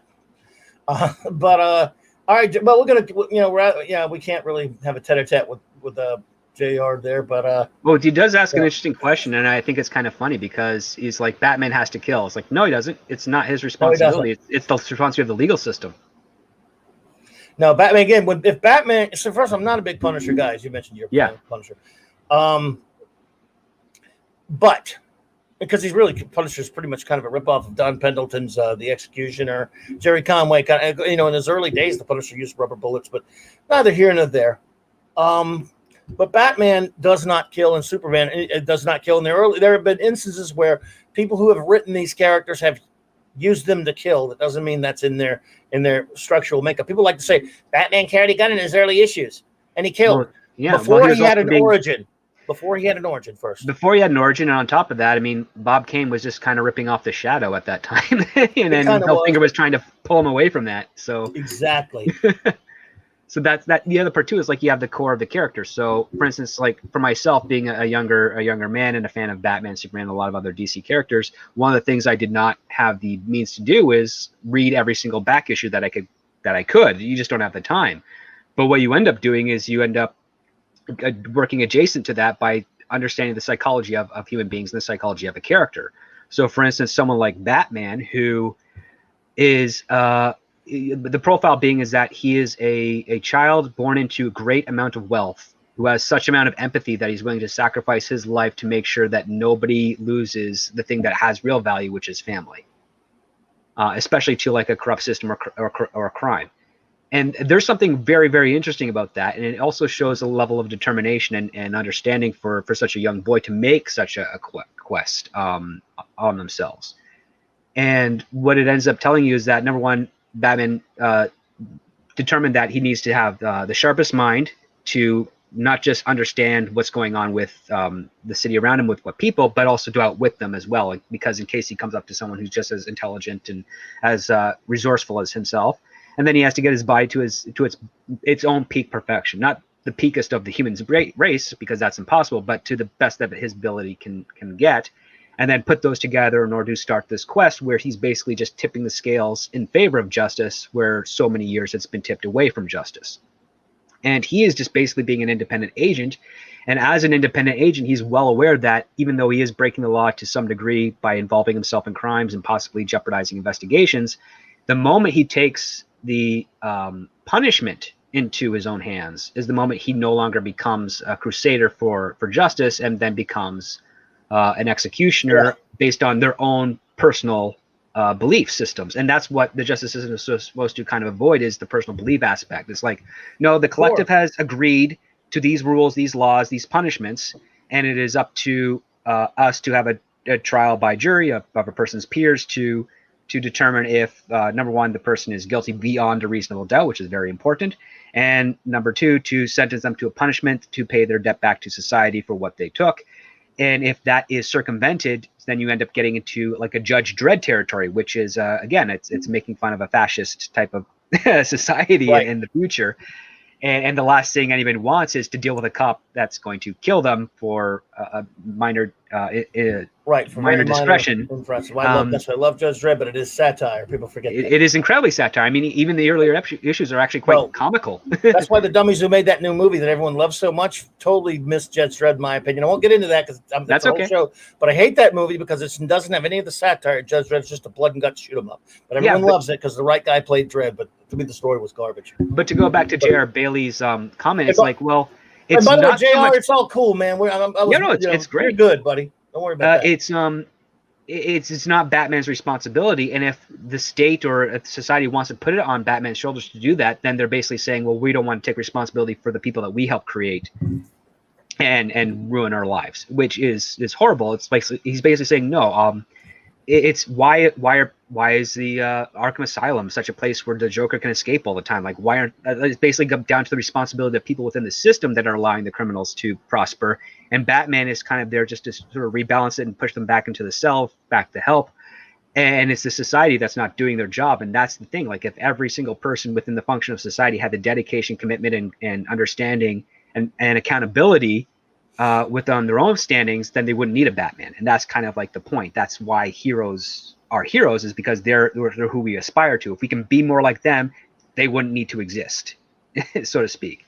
Yeah. And that's why you don't want Batman to kill. And on top of that too, I know officers, I know soldiers that they have killed people and they live with that. And it's not something they wish on anybody to have. They don't feel good about it at all. Even if it's someone that's a horrible person that would do worse to them than they did to them, they're like, nope, it wasn't worth it. I mean, if they had another way, they would always take it. Every single one of them has always told me that. If they had another way, they would have taken it. Yeah. That's important. Absolutely. And again, J.R. Bailey, don't take it the wrong way, man. I know you're just messing around. I was messing around back, and I didn't want you to make the sound bad, bro. I was just telling you, man, dude, I wish I was old, but you did get me. You are older than me, and so is Steve Mitchum and Snortopoopas. So I want to thank both J.R. Bailey, Steve, and Snortopoopas for being older than me for once. I don't have to be the oldest sumbitch around. Oh, but not by much, by the way. We're the same generation there, brother. But you'll see. Oh, for Script Doctor. That's why I referenced specifically. Referred to Dark Knight in the film. Hundreds of innocents die when those lives could have been saved. Yes. Yep. Absolutely. I mean, like The Dark Knight is a great story. Should have been a one-off and not an influencer for other Batman portrayals later on. But it's a great story because like there's no real hero to it. They're all very complicated characters. They're all doing things based on their own personal ideologies. And yeah, like the other part too is you even have one of the more proficient story elements of it is the Joker on the talk show. And the police technically prevent Batman from going in there to save the audience from the Joker's acts. And because they're so obsessed with just Batman and not, looking beyond the actual scope of what's going to happen.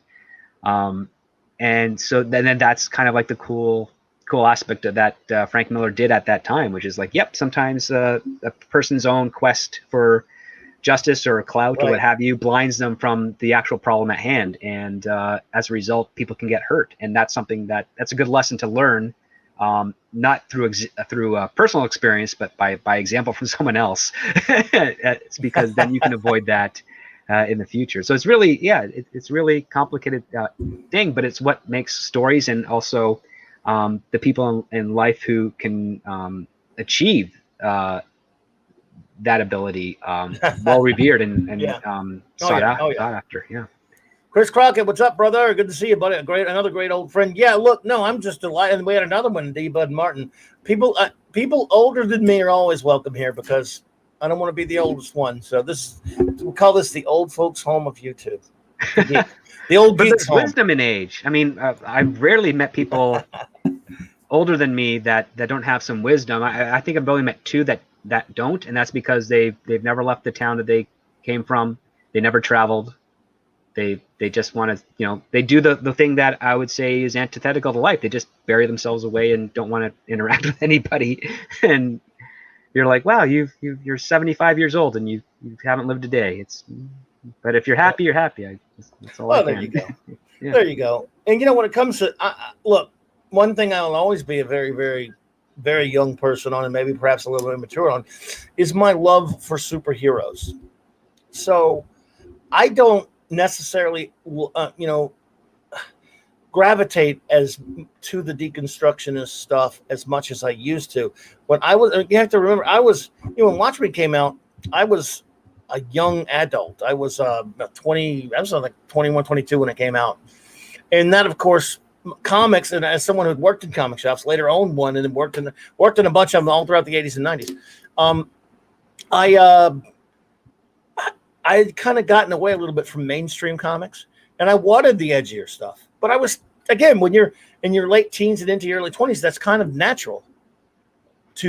I still loved some of the mainstream books now, but I was almost completely done with Marvel and getting really kind of fed up with a lot of the DC crap coming out. I'm one of those who hated the Byrne reboot of Superman, for example, but there are friends who were younger that liked it.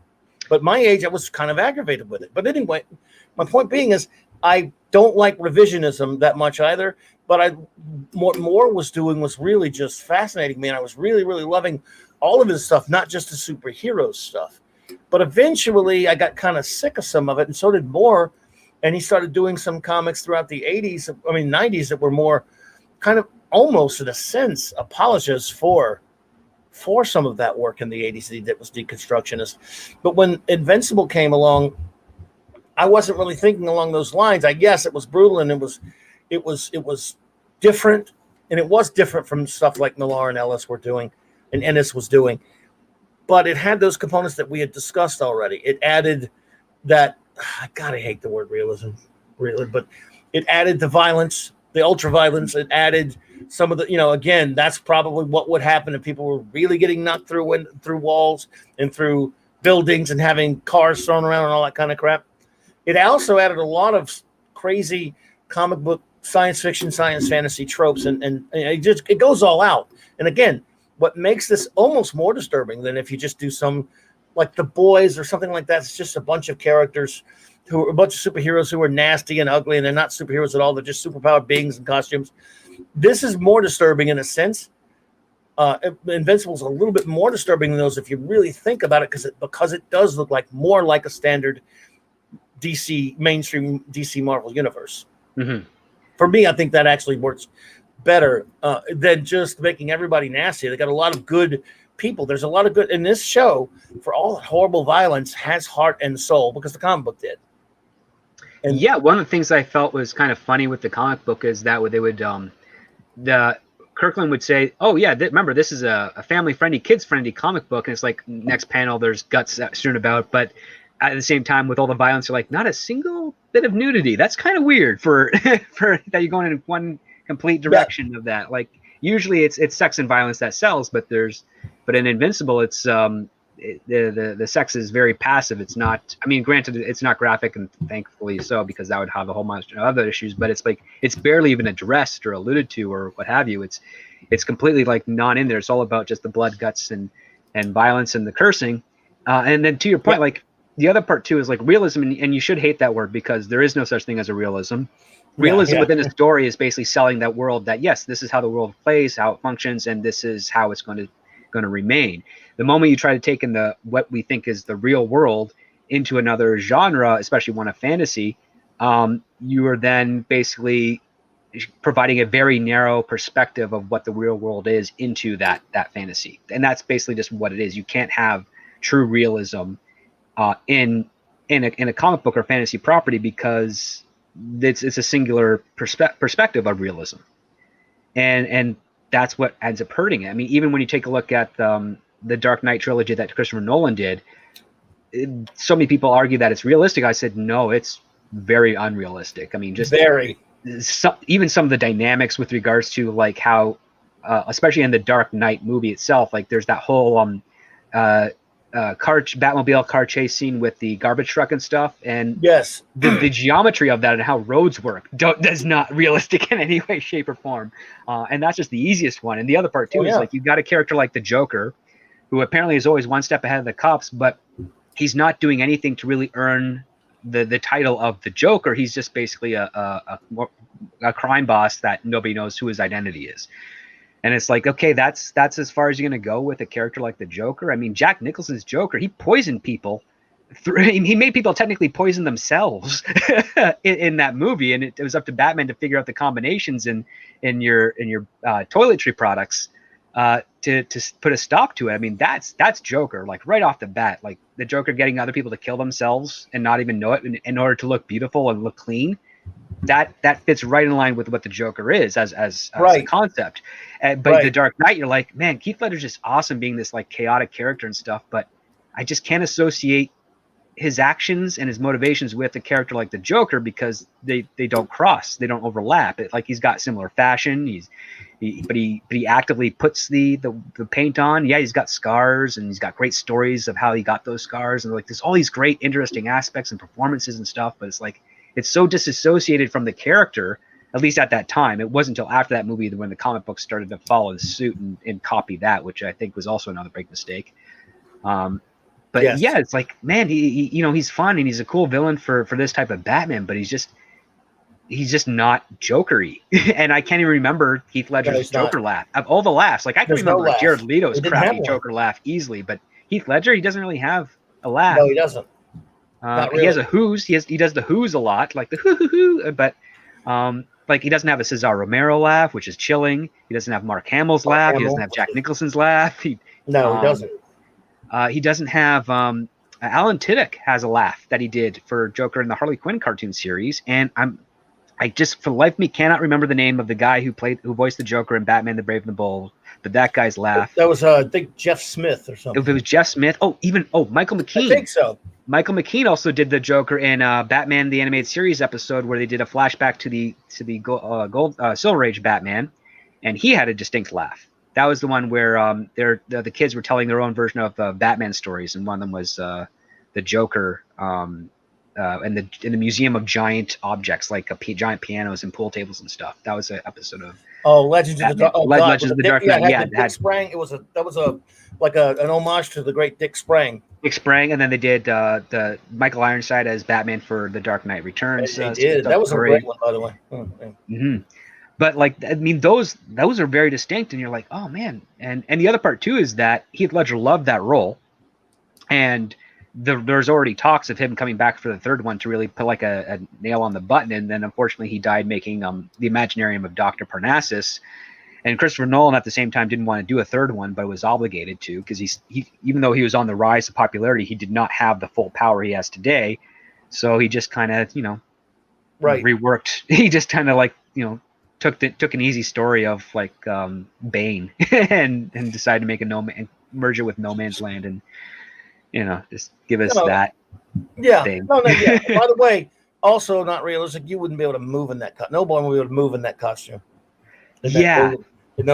Lightweight titanium plates on mesh. Like, no. I mean that's why the softer costume always is. Just put him in spandex. He's Batman. He's trained. Here's the thing about Batman. He doesn't dodge bullets. He's just faster than a person is able to squeeze the trigger. Right. That's how it works. And you want that type of that risk to it, because then you know that every situation he's going into, he's probably not going to get out alive. It's up to his wits and skills. And there's a thrill to that. That's why we like movies like that first John Wick film, right? You don't realize that his clothing is bulletproof, because it's not part of that. That's brought in later on in other movies. He's just a guy in a suit with a gun going after guys. He gets shot. He gets his butt kicked. He fights back. I mean, you're on the edge of your seat through that entire movie. But for a Batman film, especially one where they give him like Iron Man-esque armor, it's like, okay, yeah, he's Batman. He's not at risk. He's protected. You take away the thrill and the drama out of it. So, it doesn't have to be as silly as I guess the Adam West costume is by today's standards, but get a guy in there, get him in like a spandex type suit, and if you want to say it's like fire resistant, or it's durable enough to the point where it's not going to rip easily during a fall or with a knife or something, that's fine. But yeah, you want to have that sense of risk and realize that Batman's got some ninja skills, so he's always going into a situation where he's outnumbered. He knows that he has to take advantage of all that stuff, all those aspects of him. Like, he wears a costume to distract his opponents, because whether it's ridiculous or fearful, it's going to give him enough time to strike if he's in an outnumbered situation. And then the other part too is you have to remember that Batman is a detective first, and he only relies on his physical skills to get him out of a jam, as opposed to jumping in head first and going after him. Like, that's one of the things that always bothered me, especially with the Frank Miller interpretation, is that Batman's like on the streets every night of every day, just every night, beating up criminals in the streets. It's like that doesn't seem like Batman to me. He's a detective. Being a detective is very surgical. You have to go for the jugular, so to speak, and root out the source of the problem, and then from there everything else just kind of falls into place. And on top of that, you have to understand the psychology of Batman realizes that his body alone cannot take the stress of doing that every night, so he has to pick his battles specifically, and then rely on the superstition of Gotham City's social climate to instill fear into the criminals, so that maybe they second guess themselves on whether or not to do that act, because Batman might come and stop them in the midst of it. And that goes to the sanity of Batman, because he's like, he is incredibly he's stable and sane, because he's taking advantage of perspective of other people and rumor. And the Joker does the exact same thing. Like, the Joker is not a chaotic agent. He is very methodical. He just creates the illusion of chaos, because that gives him the advantage over the people that could stop him. And I mean, what type of criminal would advertise that they're insane and relish into it, unless they knew that if they got caught, they would be going to a hospital instead of a prison, where they'd get beaten and killed like without any regard, if not by the other prisoners, by the prison guards. Right? So like, that's kind of Joker thinking 4D chess. It's like, listen, if I fail to get all this money that I want, because again, most of the crimes that he does is for money or attention, they're going to put me in a hospital as opposed to a prison, and that's a better outcome for him than anything else, because you can mess with doctors, because doctors are there to try and help and heal. You can't mess with a prison guard, because they don't want to hear it. So like that's just what I really like about a character of the Joker prior to a lot of his reinventions over the last 2 decades, is that he's a guy that he's probably not insane and knows he's not insane, but he will lean into it as much as he can, and that's the joke that he's playing on everybody else, whether they know it or not. And I think Batman's probably the only one who realizes that he's not exactly insane, but he's definitely he's twisted enough to relish in the horrible things that he does, and by that account, that makes him very dangerous. Absolutely. Steve Ernest, good to see you through. Matthew Pounder. Sorry about that. Yeah, absolutely. And you get that is also a thing about Invincible that makes it a little bit different. You're talking about the Joker. Mm-hmm. This is not a show that really concentrates on villains much. I think the Mauler twins are the only ones that are going to be. Well, they're there. Doc Seismic made an appearance. Oh, they yeah, exist. Yeah. But you're right. They were probably the biggest ones, and they were just a side thing still. This show does usually concentrate on the quote-unquote heroes because even that, well, obviously other than Omni-Man, who's not a hero, but he's, purported to be. They don't go all that far. Like you said, the Mauler brothers are probably really the only ones you see a whole lot of. I mean, they did a little bit with Machine Head. And I understand a lot of that was very different from the comic. Yeah, it was, but I mean, they did it in a very tight story. Yes, and it was a great episode. Mm-hmm. I tell you, and they also brought that what's his face, that Sinclair guy who was turning the people into cyborgs or whatever. That guy, I don't remember exactly. And didn't they kind of take some other things and hodgepodge some things from farther off from the comic and bring it back into this story? They mixed up the timeline a little bit. I think it wasn't until like in the 20s where Mark was like going to college, or at least visiting college campuses. They changed Amber completely. She's unrecognizable to her comic book counterpart. Because Amber in the comics was this really nice, innocent, fun girl who just happened to like Mark for reasons we don't know. And we never find out actually. Mm-hmm. And she's pretty understanding, and I mean, I think even the comic book opens up with him telling Amber that he's a superhero. Yeah, it's fairly early, right? Yeah, it's fairly early, and she's fine with it, and she thinks it's great, but it then it does put a strain on the relationship, but not in the cliche way that we've seen in other interpretations, where the boyfriend or girlfriend is like, why are you keeping secrets from me? It's like, geez, come on, really? That trope? Come on, right. Grow up. Well, they got rid of that pretty quick when they just decided to ditch the secret identity stuff in the comic. In some of the comics, yeah. Not the show yet. Not the show. But yeah, like that's one of the things I liked about the comic is that Amber was this interest. You can understand why Invincible Mark would like her and then be with her. In the show, I don't get it at all why he's into her, other than like hormones. That's the only justification I could give. That's it. Just hormones. She's annoying. She's annoying. She's self-righteous. She's very much a girl of the times for her. Yeah, that's true. And she's not likable in any way. No. And I think it's really funny the fact that Mark still stays the same to his comic books, because even you have that one point where his best friend who.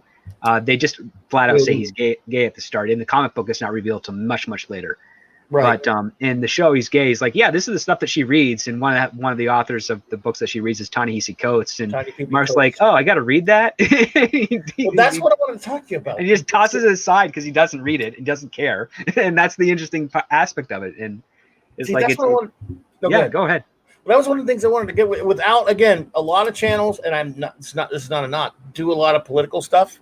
I don't do that here much, but one of the knocks on this show is, quote unquote, forgive me for using the term, Raquel, but this one is just kind of the term that is in vogue now, wokeness or woke.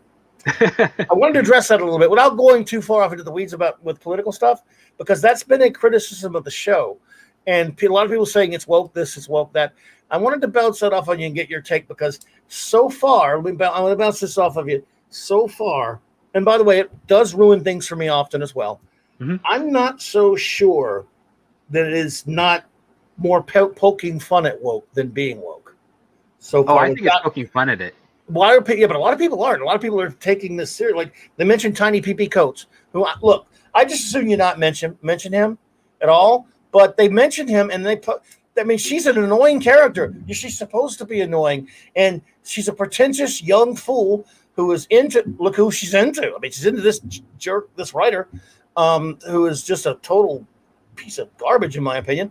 He's not a very good writer, but he's very popular because he can adopt other people's voices. Right, but he's a rotten person, and is what I'm saying. And on what I'm getting from this more seems to be to me that they are poking fun.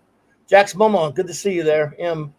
More poking fun at wokeness than engaging in it, and yet it's getting accused of being woke. I wanted to get see what you think of that. Well, it's definitely not woke because it's not preaching it, and it is poking fun of it. The one character that is essentially woke does the least amount to do anything to right, the grievances that she has. Like, she volunteers at a soup kitchen, and it doesn't look like she's.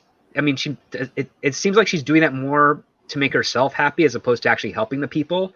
And then you have the opposite effect. You have Adam Eve, who's like, I want to use my powers to actually help people. And so she goes off to some place, and then she ends up, saving crops from a storm or for a fire. And she's like putting together, like, she's actually doing stuff. She doesn't preach. And she doesn't preach. She doesn't talk or advertise about it. She tries to be hidden from the press of it. And she's not, and like, even the people that do kind of catch her, they only catch her from a distance. They know someone helped them, but they don't know who. They don't know how to thank them. That she doesn't ask for thanks. Now, at the same time, Amber doesn't ask for thanks, but she's definitely right there in center, and she's trying to make a relationship with the people that she's helping. And that's kind of usually a bad thing. And I had in high school, I used to volunteer at stuff, and we were told, don't try and make a relationship with these people, because if they feel that they have like an association with you or what have you, they will take advantage of you. And on top of that, the worst case scenario is that they will never be able to use the programs that we have in place to elevate them out of the need for this, because they'll be like, well, I don't want to leave my friend, or I don't want to leave this person I'm attached to. So you kind of have to be, sadly cold, not like cruel or anything. Just be like, they say hi, you be hi back, and then you just do your thing and go about your day. Because the last thing any of the charity programs, especially the ones that I volunteered with, not just in Ontario, but also in California and British Columbia, is like, we don't want these people to be dependent on us. We want to help them be a stepping stone out of their situation. And it's a very, very difficult thing to do, especially, and they always have to have the issue with this, especially with the teenagers, which is like, no, they want to be friends with everybody. They want to be popular. They want to be social. They want to be able to advertise that they do good. And it's like, you're here for the wrong reasons. I mean, part of your heart might be in the right place to help these people, but another part of you is not. And that's probably going to be the part that dominates overall. And that's kind of thing like you have to worry about. And that's what a lot of people who I know run those centers are always frustrated with. Like, we want the help, but there is such thing as good help and bad help. And yeah, it's not a great position. And then you have a character like Amber who, she's saying, come down with me to the shelter. We'll do this. We'll help them out. But then you find out, okay, she knows everybody who visits there on a first name basis. She knows their background. She knows, like, she's got this caring stuff to them. Or anything. Yeah, she cares. No, she cares about all these people. But the other part too is it seems like she's trying to make them dependent on her as opposed to them dependent on themselves. Right. In other words, they leave it kind of gray. They don't preach it, but it is topical because look, those are the times we live in right now. There are going to be people like Amber, even though she's I find her annoying. I don't think that's an unrealistic portrayal of a high school girl. No, I don't. I think that's probably right. Ignores it over the top. Yeah, I don't think she's definitely not over the top, but I think she's like right on line. Someone that's probably impressionable, hasn't figured out her place yet. Sure. And I mean, they made another great joke where she's like, "Yeah, this college has great social justice programs," and Mark's like, "What?" Like, and he doesn't even acknowledge it. He's like, "What is?" He's just okay, and that's something that's of interest. It's like, yep, that's a person that, like, it's basically showing the reality of someone that's a bit more rational, who has more problems, pressing problems to deal with in life than what Amber has, and Amber's pretty much looking at the easy things to do to make themselves feel better, or to at least help. And Invincible is in this position where it's like, every decision I make can mean people die, and no high schooler who's doing volunteer work is going to find themselves in that type of position. And that's kind of like the interesting dichotomy between these two characters, because Invincible is helping people on the emergency level of things, and he's making a difference in people's lives in the instant. If he succeeds, it's great, and if he fails, it kills him inside. But what happens for someone like Amber if she fails? what are the consequences for what she's doing if she fails? Well, there aren't any. No. And that kind of is very important thing to take into account when it comes to the kind of wokeness that is being inferred by some people that think the show is woke. When you take a look at something like That Woman, where they have, I think, a subplot where they're going to start a community center for at-risk kids. And the weird thing is that I don't know any at-risk kids that ever says, let's go hang out at the community center. Like, whether it was there, even when it was there, I mean, there's just more interesting things to do. And if anything, they'd use the community center for like, a meeting place for whatever nefarious activities they wanted to do beforehand, and then walk away. And it's like, okay, you can't just have the community center. You have to have something, a part of it that allures people to be like, yeah, I'm going to go there and hang out because it's fun and it's different. And what they put in their TV show is like, oh, you got book reading club and you got cooking class. And it's like, this is a learning annex for adults. This is not a community center for children. Yeah, absolutely. And so, yeah, I just wanted to address that because I don't see it as woke as all, but I see the elements in there, but it does seem to me like they're poking fun at woke. It's the opposite of woke in that sense, although they also don't go out of their way doing that either. I mean, you had a character like, well, the only one that was over the top poking fun at wokeness was Doc Seismic. Yes. And he was spewing all these idiotic, SCW platitudes, which were, he was quoting Twitter. Well, he was twittering at Mount Rushmore and using his powers, which, again, if anything, was satirizing that kind of thing. It seemed to me. So, but there are people out there, bless them, who are just automatically, because we have so much of that going on with almost all of our entertainment. I think sometimes they see a little things that aren't there. Sometimes they see, they see menace in their own shadow, as the doctor once said. Or they basically equate a head cold with the flu, right? Type of thing. Where it's like, yep, it's kind of there, but it's not as severe as you think it is. Yeah, exactly. And again, they put it there, but they're actually taking shots at it, which I'm fine with. You can either leave it out all the way, or if you're going to have it in there, poke fun at our times. And if you're fair and balanced, if you're pardon the use of the expression, and you're taking shots at everybody, or don't do it at all, that's preferable. And so this show has not been ruined by that, like so many other shows definitely are.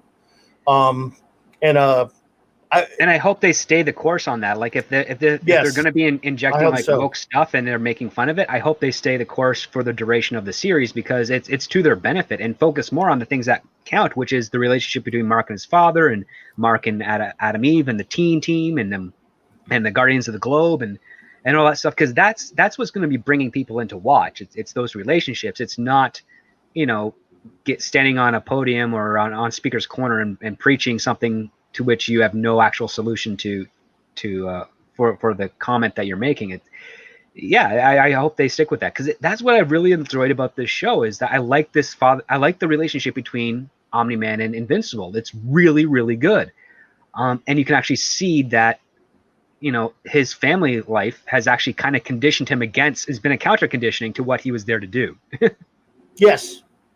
Absolutely. Again, there we see. Then this last episode was my favorite one of all of them. Yes, I think I really enjoyed the first couple. Grabbed me, and the whole series.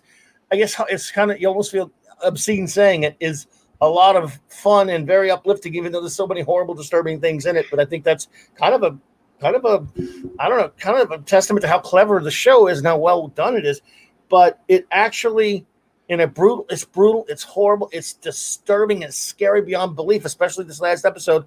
And yet you still come away, because of that last bit when Omni-Man, I just loved it when he starts having these flashbacks to Mark's youth.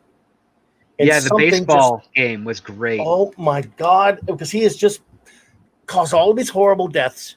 He's beaten the living, out of his own son.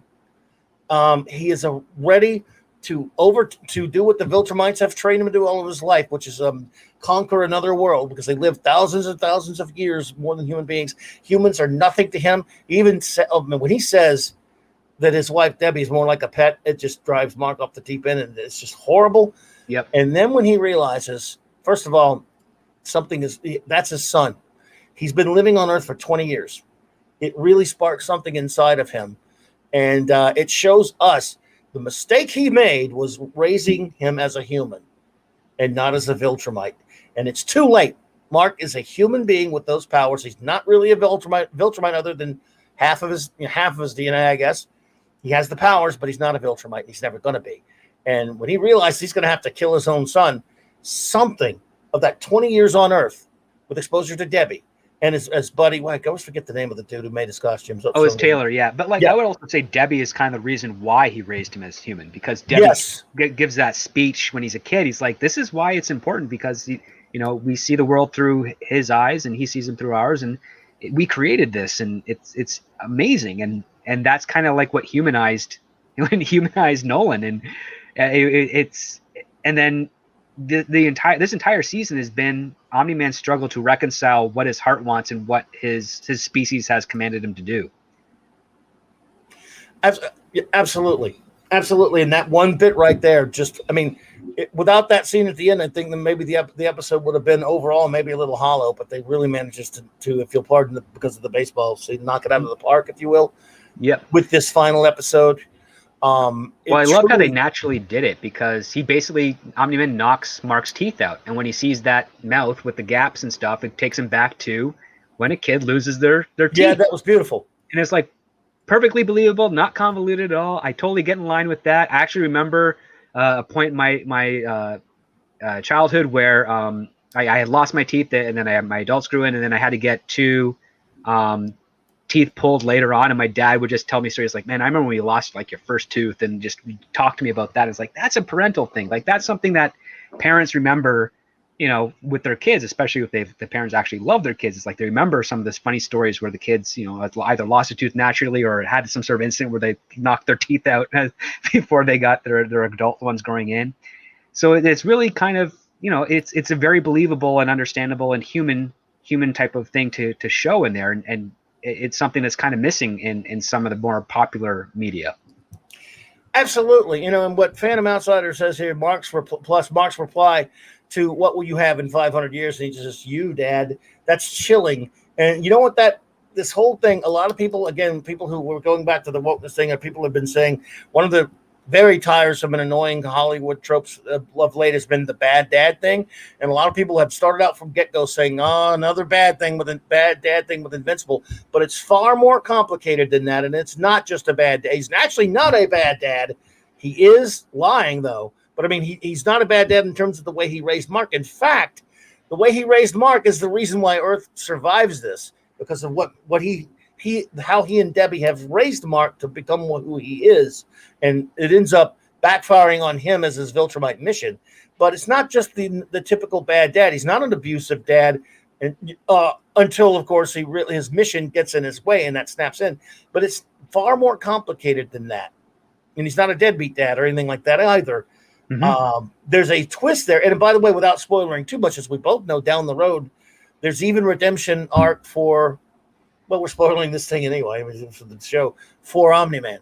Yeah, there is. There's a lot.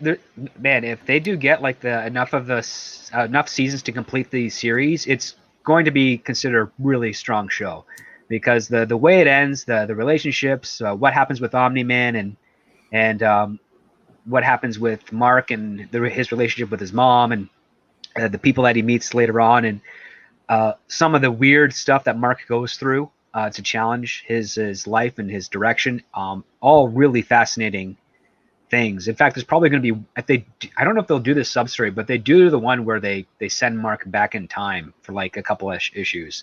I think that might cause a problem with the series if they run it similar to how they did in the comic book. But if they make a one-off episode, or if they just skip it all together, I think it'll be probably better for the narrative. But yeah, this is a series that's really more about the family, and the superheroics are kind of like the entertaining little pauses into the drama between father son and mother son and father and or husband and wife type of stuff. So I'm looking forward to where this goes, and I really hope the production turnaround is quick, so that it's every year we get a season and not every couple of years.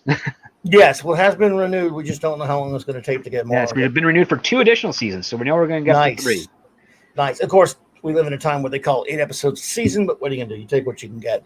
Mark D asked, so this is a very complicated thing to answer, but it is interesting how many issues of Invincible did the first season cover. Well, it's almost something that's impossible to answer because it goes all over the place, really. At least 14, but not the first 14. Yeah, it jumps way ahead and it pulls stuff. It pulls things from all over the place, right? I mean, yeah, like they do the robot stuff very early on. yes, very early. I love Robot, by the way. Me Dude, too. when Actually, I saw that first time we saw Robot, dude, I got giddy. I'm like, oh my god, he looks just like, because everyone looks like the comic, which I love. Except for the women, they're less attractive looking on the. Well, on the yeah, it is side 2020ish. Yeah, you're right. I think that's more to do with the animation mandate as opposed to what the Kirkland and the showrunner and some of the other people wanted. They're like, yeah, we can't have a 16-year-old girl be stacked. Like I got you. But Robot looks fantastic. I mean, I can't believe how perfect Robot was. I love Robot. And it's Zachary Quinto doing his voice, I think, right? I forget that. I'm just kidding. The robot storyline is great. It's tragic, but it's fantastic. That's as far as I'm going to go with that. But yeah, it's a pretty awesome show so far, and I can't wait to see what they do. I wonder if this will allow them to spin off the Guardians of the Globes later on, so they do a series with those characters. Didn't they just have a backup or in the comic? Well, it's not the backup, but like the original team before Omni-Man slaughtered. I mean, they got a comic though too at some point. Yeah, I think they got a comic. I bought those. I think it was way back. They got a comic. I think Adam Eve got a comic as well. I think. Yeah, I have that. I didn't read that one, but I think she got one explaining the origin of her powers. What is the deal with Seance Dog though instead of Science Dog? I don't know. I don't get that Seance one. Dog, and he flies with a cape. He doesn't have like the computer hardware suit or anything like that. Yeah, I liked Science Dog. Damn it! What the hell? Yeah, that was cooler. You know what else got me? And what really tickled me one of the early episodes, even though it was voiced by an idiot, Seth Rogen, seeing Alan was really great. Yeah, Alan is cool. I love Alan the Alien. Character. Another great. They have a lot of great. That's why this show's so good. They have great characters. You sell me on characters, and I'll stick with anything. Yeah. I love Alan, even with Seth Rogen on the list. Well, they're not letting Seth Rogen do his Seth Rogenism so far, so yeah, I think we're okay. And he's one of the producers, but yeah. But still, seeing Alan, that was just a lot of fun in both of his appearances. Mm-hmm. Especially that last one. They even snuck in that little Martians plot line, which basically, I guess, is. The Martian story is a great one too. Yes, that's coming. I guess. I think that might be most of second season, and I think they'll end second season with what happened to Omni-Man. That's my suspicion. Maybe we won't see much Omni-Man in the second, because remember he did leave for a long time. Yeah, he left for almost a year, I think, right? It was a good while. I'm fuzzy. I mean, Mark, yes. He left Earth for a long time, but I think he comes in contact with Mark again after a year. Which leads me to wonder, are they going to settle the next season now? Because I wouldn't mind it if they just kind of go and do something like the comic. You deal maybe with the Martian thing, and you go to, as you remember in the comic, one of the fun things about the comic was the fact that at some point he decided, I can't be a normal person. I'm just not going to have a secret identity anymore. I'm just going to be invincible and not go to college doing this kind of crap, which also I thought was a very original take on a superhero. Yeah, I mean, he doesn't really advertise to the whole world who he is right away, but he definitely becomes he starts working for Cecil instead of going to college because he can't keep up with the classes. There's no time, right. And all that type of stuff. And his mom's not too bothered by it because she's focusing more on her realty job, which is something that she didn't have in the comics right away. She got that after Omni-Man left. Yes. So they reconciled that. I think because here's the other part too that the show allows for Kirkland to do is like all the ideas that he came up with as he was writing the comic that he thinks are good that he wish he put in earlier. He can now put in earlier into the series, which we've seen he's done here and there. So it makes things a little bit more cleaner and consistent. Not necessarily superior, but definitely, a little bit more concise. Because that's the other part with comics is sometimes, when you have a 22-page issue spread, sometimes you got to fill it in with some extra stuff that you don't really want to do just to hit that page mark. Because it's like, I got these two great stories, but I could probably tell them in 22 pages, and I don't want to do that. So I got to figure out a way to spread them out so I keep people's attention held. So he doesn't have to worry so much about that with the show because he's got. I'm so happy it's an hour. It's a 45-minute episode runtime. because he gets a lot in there, and he also has a good pacing with characters. Like within that first 2 episodes, you know exactly who Mark is, what he's trying to do, what he's trying to live up to, and everything, and you're just on board for the ride for the rest of it.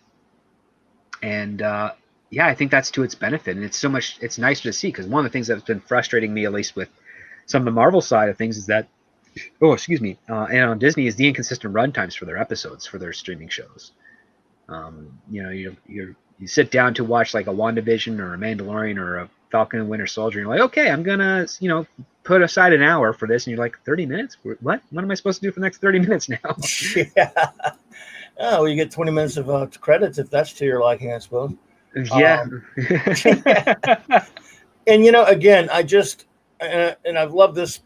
Again, I love that this is a show that doesn't really make me have to worry about some of the stuff that without going too far into it, what WandaVision and Falcon and Winter Soldier did to those, and what's happening to the MCU. So far, if this stays the course like this, it's just going to be an entertaining show that does not preach really in any particular way. It's just fairly, and yet it is Kirkman getting another crack at it, coming at it many, many years later, and I have no problem with him changing things, because again, it's not revisionism in the sense that it's someone else doing it. He created this. Mm-hmm. How many times, especially if you've read comics, I cannot tell you how many times that writers and artists or whatever who took over characters they did not create come along and just dumped all over the lore and everything else about a character, and with no respect for what went before. Respect for what went before has always been a catchphrase for me. Well, not a catchphrase, but it's a saying for me. It's a motto for me, and I don't see that very often with some of the people who engage in revisionism in comics and stuff like that. So I usually don't like it very much. But this is the creator of the property deciding to take it. And since he didn't want to just do it a straight adaptation of everything he did, he decided to bring a few different wrinkles to it. And I have no problem with that at all. Well, the other part too is that he's not really revising it; he's just kind of reconciling it with a new narrative. That's a difference too. Like that's one of the things why I'm able to be a little bit more lenient with some of the comic book adaptations. It's like, well, you could give me a shot-for-shot remake of a comic book that I've read and loved, but I'm not going to be surprised as much. I might be satisfied to that one iteration of it, but how often am I going to go back to watch it and get that enjoyment out of it, because I knew where it was going beforehand. Like for instance, Sin City, I'd read that many of those books when they first came out in like the mid 90s or so, I think it was, at least that's when I got my hands on them. And then Robert Rodriguez makes the movie on, I think, around 2003 or 5 or something of that nature. And I was like, okay, this is cool, but I mean, I've seen these. It's exactly the same as what's on the panel. I'm getting nothing kind of new or fun out of it. And I'm like, it's cool, stylistic. And anyone who didn't read the comics, they loved it because, again, it was new and fresh to them. And I was like, and I started thinking about that. Like, yes, that's something that you're going to have to, as a writer, have to reconcile with, is that, yeah, you could do a panel for panel remake, live action adaptation of a comic book story, which will hit your broader normie audience as well. But the thing is, this kind of does a little bit of a disservice to the fans, because the last thing, I mean, no fan ever read a comic knowing the ending and then being happy that they knew the ending in a boring way. They'd be like, oh, I think this is going to happen. And then they'd have to keep turning the pages to find out if that was the case. And then because they didn't know, right? It's that mystery that drives people. And it's not a mystery box thing. It's more of like, I'm setting up a premise. I have an actual resolution. And then the journey is going to entertain you all the way to that resolution. Hopefully you're satisfied with it. And that's what you get from a comic book. That's what you get from reading a book the first time. That's what you get when you watch a movie that you have no prior knowledge towards the first time, is that excitement, that entertainment that just drives you all the way to the end. But when you're dealing with adaptations, if you go too direct, you bore the people that fell in love with the concept, which is why you get the argument like, oh, the book was better. I'm like, well, yeah, the book was better because you didn't know what was going to happen on the next page. And so when you want to do an adaptation of a character, what you have to do is you have to take the spirit of the character, the core essentially, and try and give them a new challenge or a new challenge that is true to that character without having to spoil another story. That's why when you want to, that's why I don't like Zack Snyder so much, is because when he does do a comic book adaptation, he tries to go as direct as he can. Man of Steel was the first one where he actually kind of went way off any of the characters Actually, recognizably. he screwed a lot of stuff in Watchmen too, though. He did not follow that either. That as well. I mean, I think he might missed the point of the pirate sub story. He got it visually, yeah, he got a lot of visual stuff right. But you're He right. got the visuals, but he didn't get, and he got like the music cues and stuff right. But I don't think he got the heart. I think he was because he took it too literally. Looks good though. It kind of loses something of it. But then again, if you want to do an adaptation of it, it's still tricky. I always thought it should have been an HBO series and not the one we just got. Yeah, no, not that horrible. It was horrible. You know, when it comes to adapting comics or books or whatever, I'm actually Harvey Dent. I'm of two minds on it, in the sense that what we were just talking about is I like that Kirkman took his own thing and then it's his work. Therefore, he can take it and say, I want to do something different, make my I have two different versions of my work now. However, sometimes if it is a comic or is a book that I really, really love, I actually would like to see it translated faithfully onto the screen.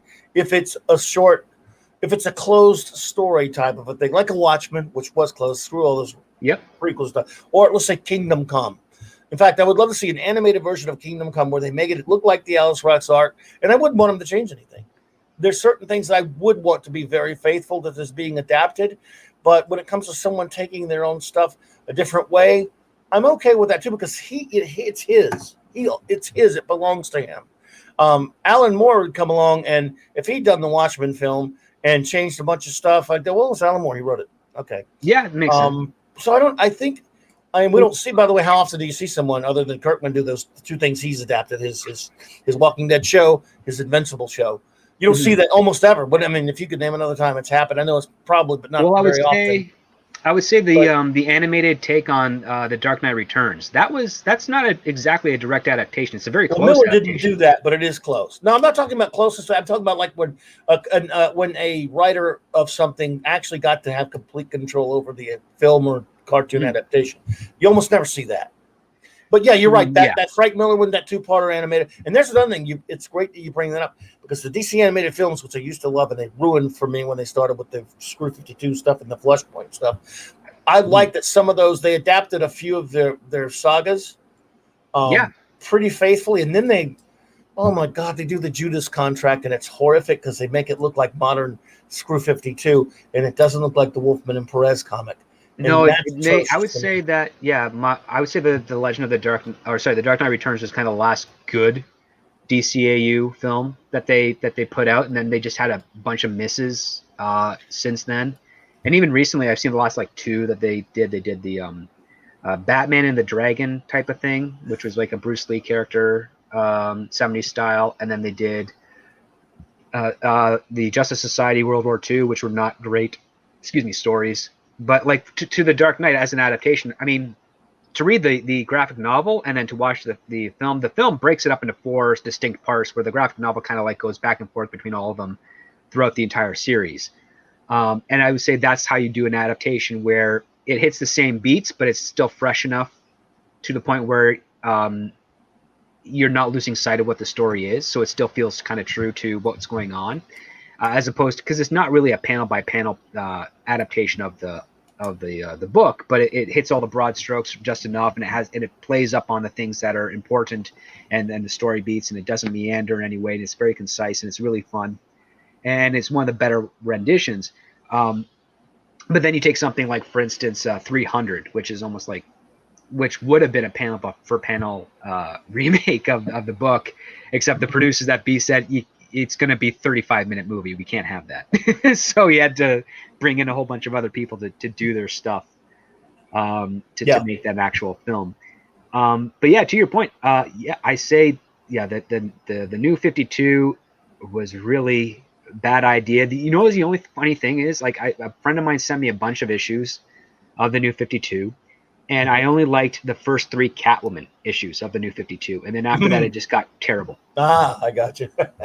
And I was like, oh, they're doing something interesting here. They've got a romance with her and Batman. She's definitely like in the new. She's got like a personal fence, and she's doing stuff for her own stuff. And she has all these languages that she picked up for being like a pickpocket and thief within Gotham and trying to stay ahead of everything. I'm like, okay, this is all kind of cool. I can get on board with this. And then they take her to underneath Gotham City, where there's another city just as big as Gotham and in high, like it's like the roof of the sewers is about like a mile high from, and I'm like, then the Penguins rolling down there. It's like, what the heck is this crap? So I was like, okay, I'm done. They did not want to commit to that direction, and it was a bad call. And then Rebirth, I heard they screwed up with that as well. I checked out by then. I had a friend say, hey, is there any chance you want to read the Flashpoint Paradox? And I read the book, and I was like, okay, the book's okay, but I don't understand this. Isn't Barry Allen like a couple years younger than Clark Kent and Bruce Wayne? Like just a few, like not much, but like a couple. And if he goes back to the point where his mom gets murdered, isn't like Superman already on Earth as a kid, and isn't Batman's parents just recently murdered? That, yeah, like how does his going back in time to that point affect stuff further in the past from that point? And it's like, it doesn't make sense, and it just ruins the whole illusion of the alternate Flashpoint universe. Even though I really liked, Thomas Wayne Batman and Martha Wayne Joker and all the stuff that was going on in Gotham there, I thought that was cool. But it's like, this is not how you create that universe with the Martha Flash. Wayne being the Joker, I thought was too unbelievably idiotic for me for work. That was the. Oh, how she got there? Yeah, I thought that was idiotic. I'm with you on the Thomas Wayne part, kind of cool. But man, yeah.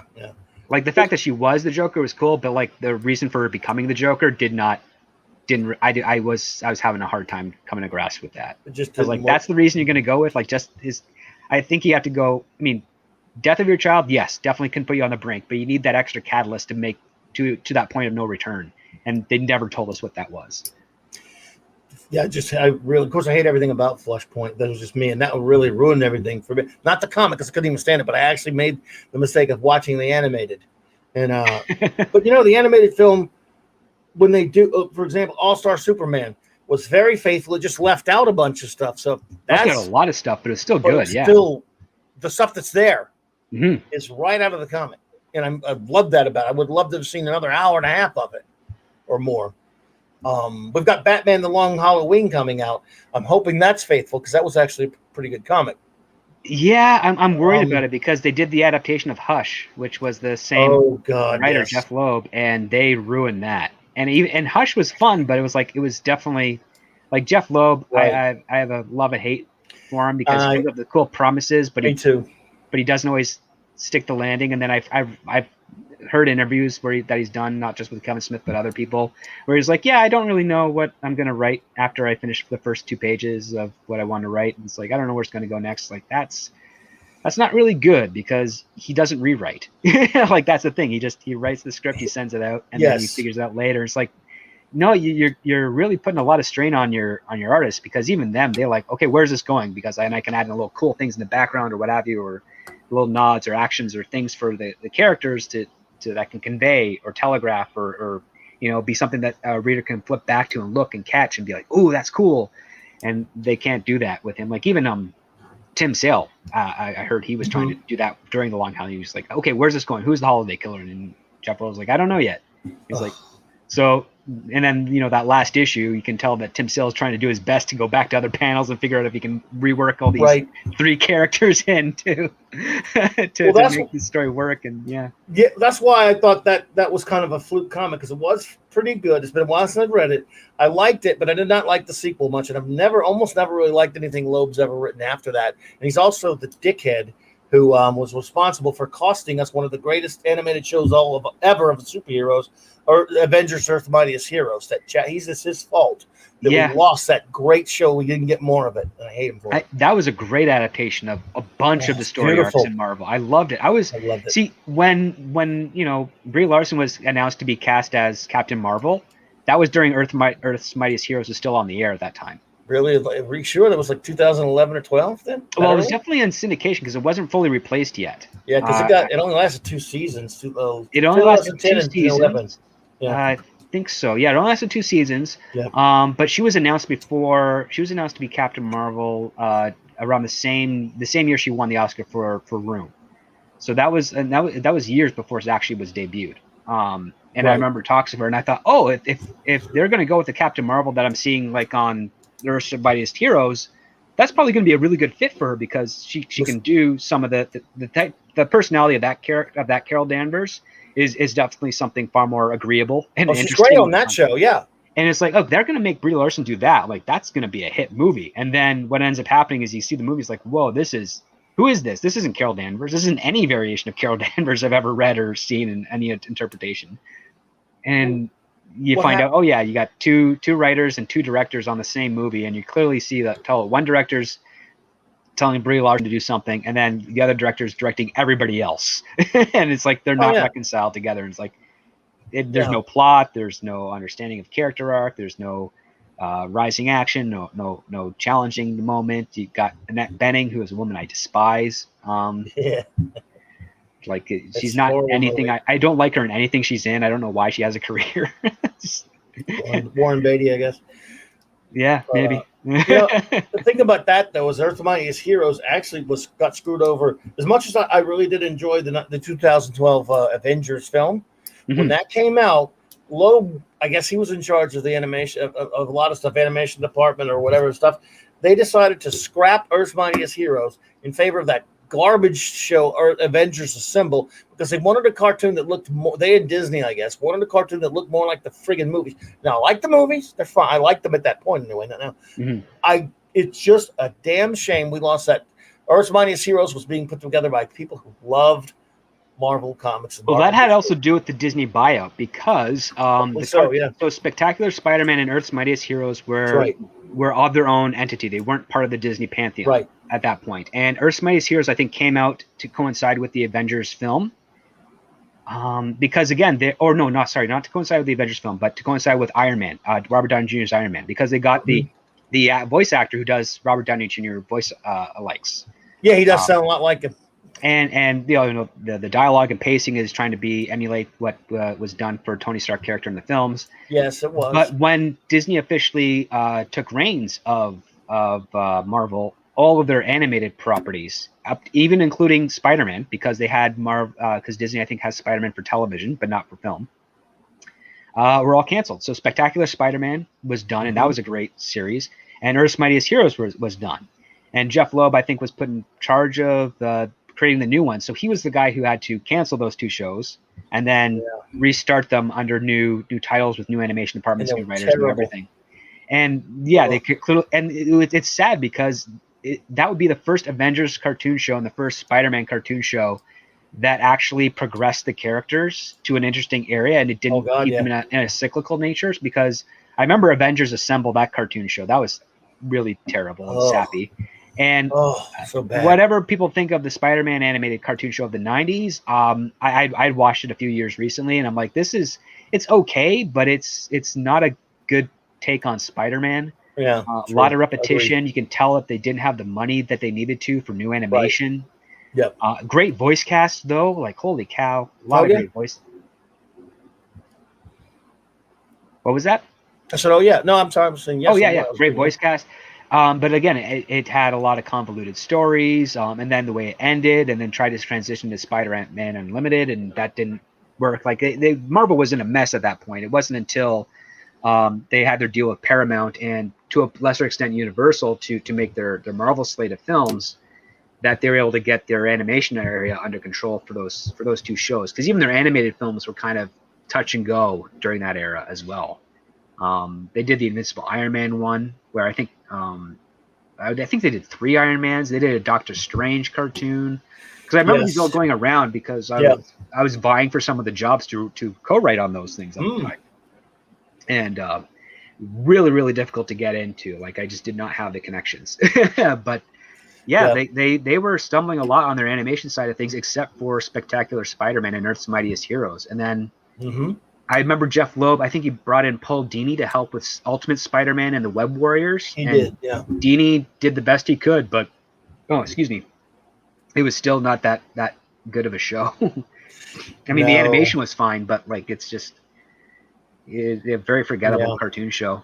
Yeah, absolutely. And again, Earth's Mightiest Heroes was just, if we'd gotten just a couple of more seasons of that, because it was Marvel's version of the wonderful Bruce Timm Justice League Unlimited.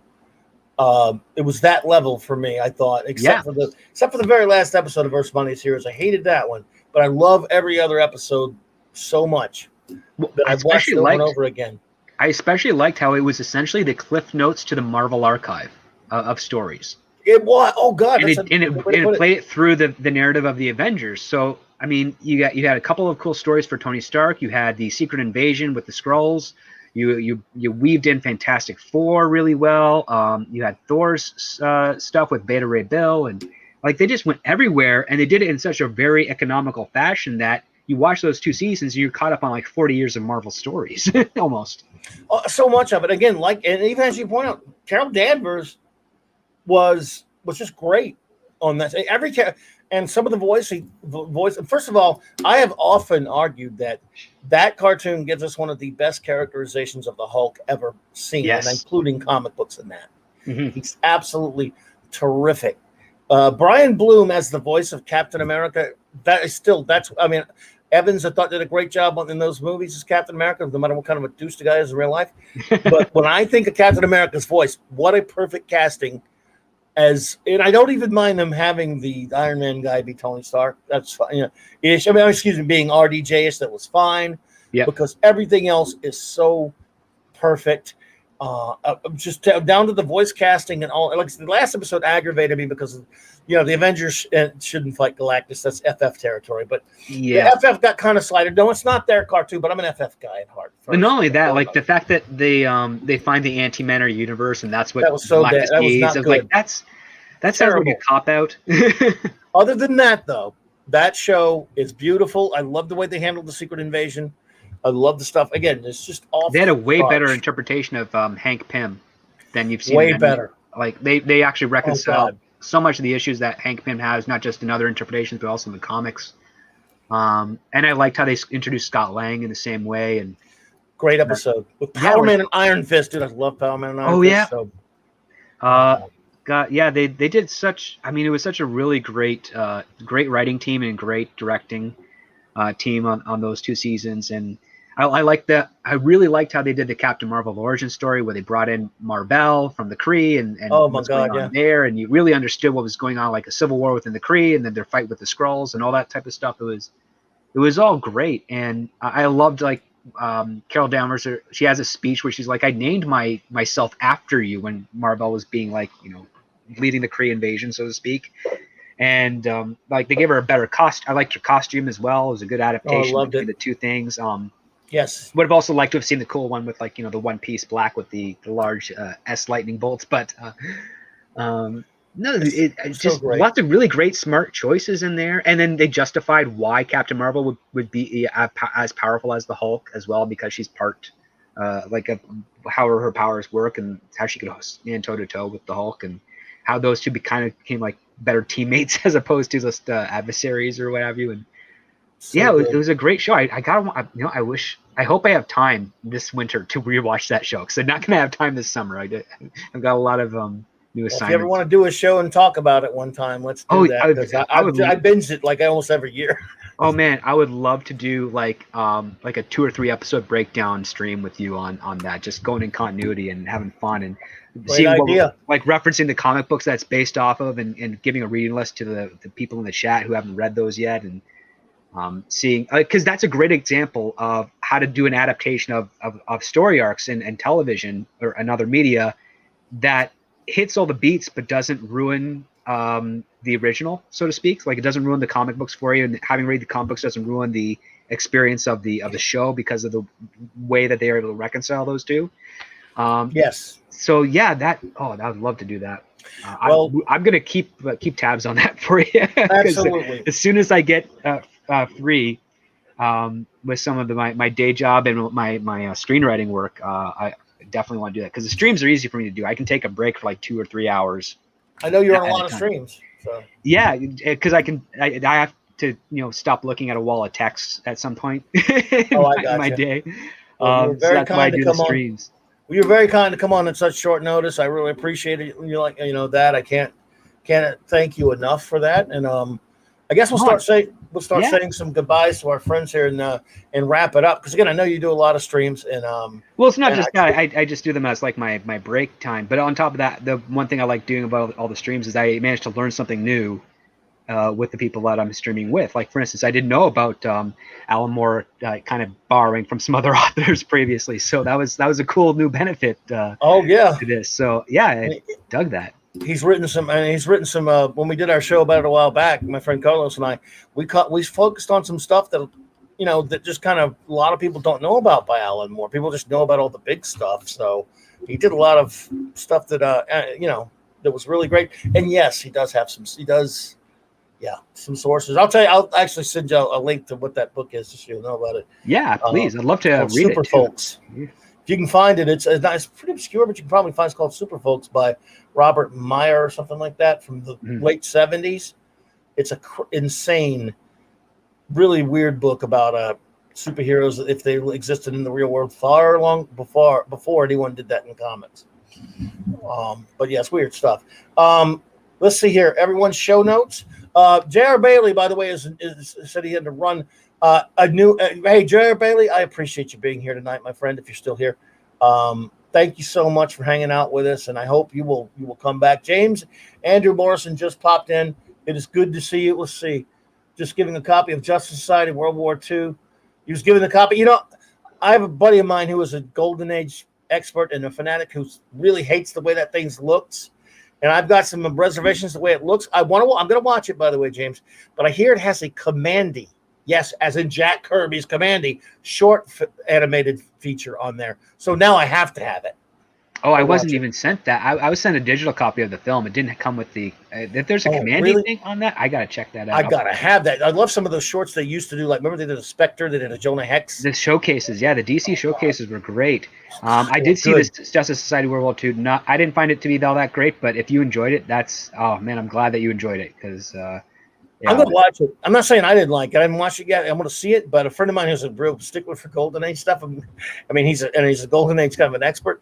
He hates, and I do hate that damn look. It looks like a Screw 52 Barry Allen in there. But so I don't know why he's in there. But I do. Look, I'll watch anything. Like I said, I may hate a lot of shit, but I'll watch it. Yeah. I always give stuff a chance because you never know. You never know if you give something a chance, and if you like it, great, and if you don't, well. Log that in and then pay attention to a pattern because when you get to a pattern of bad stuff, it's like, okay, now I don't need to give it a chance anymore. No, give it a chance. Like I said, but within reason, if something doesn't interest you, I'm just saying. But if you're gonna, the thing is, if you're gonna bitch about it, you need to have seen it. That's a rule with me too. I would say that's the case. If you're gonna if you're gonna say I'm not into it, that's fine.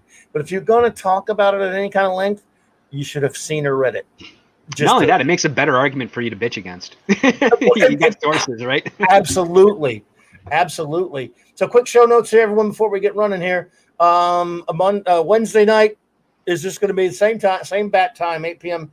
Central. Let's just open Geek Talk silliness. I don't know what I'll do. I'll run solo, or I don't know what I'll think of something, but we'll do something. It won't be particularly interesting because, hey, but we'll have fun with it anyway. And I hope. I'll have fun. I don't know about you, miserable bastards in the chat. Just kidding. Love you. And again, Thursday, 1 p.m. Central. This is just we're having so much fun with the Global Geek Gang, folks. It is just I'm so glad I started doing this. We won't have a particular topic this week. Sometimes we've had a fantastic time when we did our Green Lantern Roundtable. But like I said, it was so great. Robert Meyer Burnett joined us for part 2 of that one. We were honored to have him there. And our Legion of Superheroes Roundtable, that was just one for the ages. You guys, we had so much fun with that. This week will be more of an open version of it, but we got more topics coming up on that soon. We're going to do one of my all-time favorite shows, Blake 7, pretty soon. We're going to do some Doctor Who that we love, not modern filth.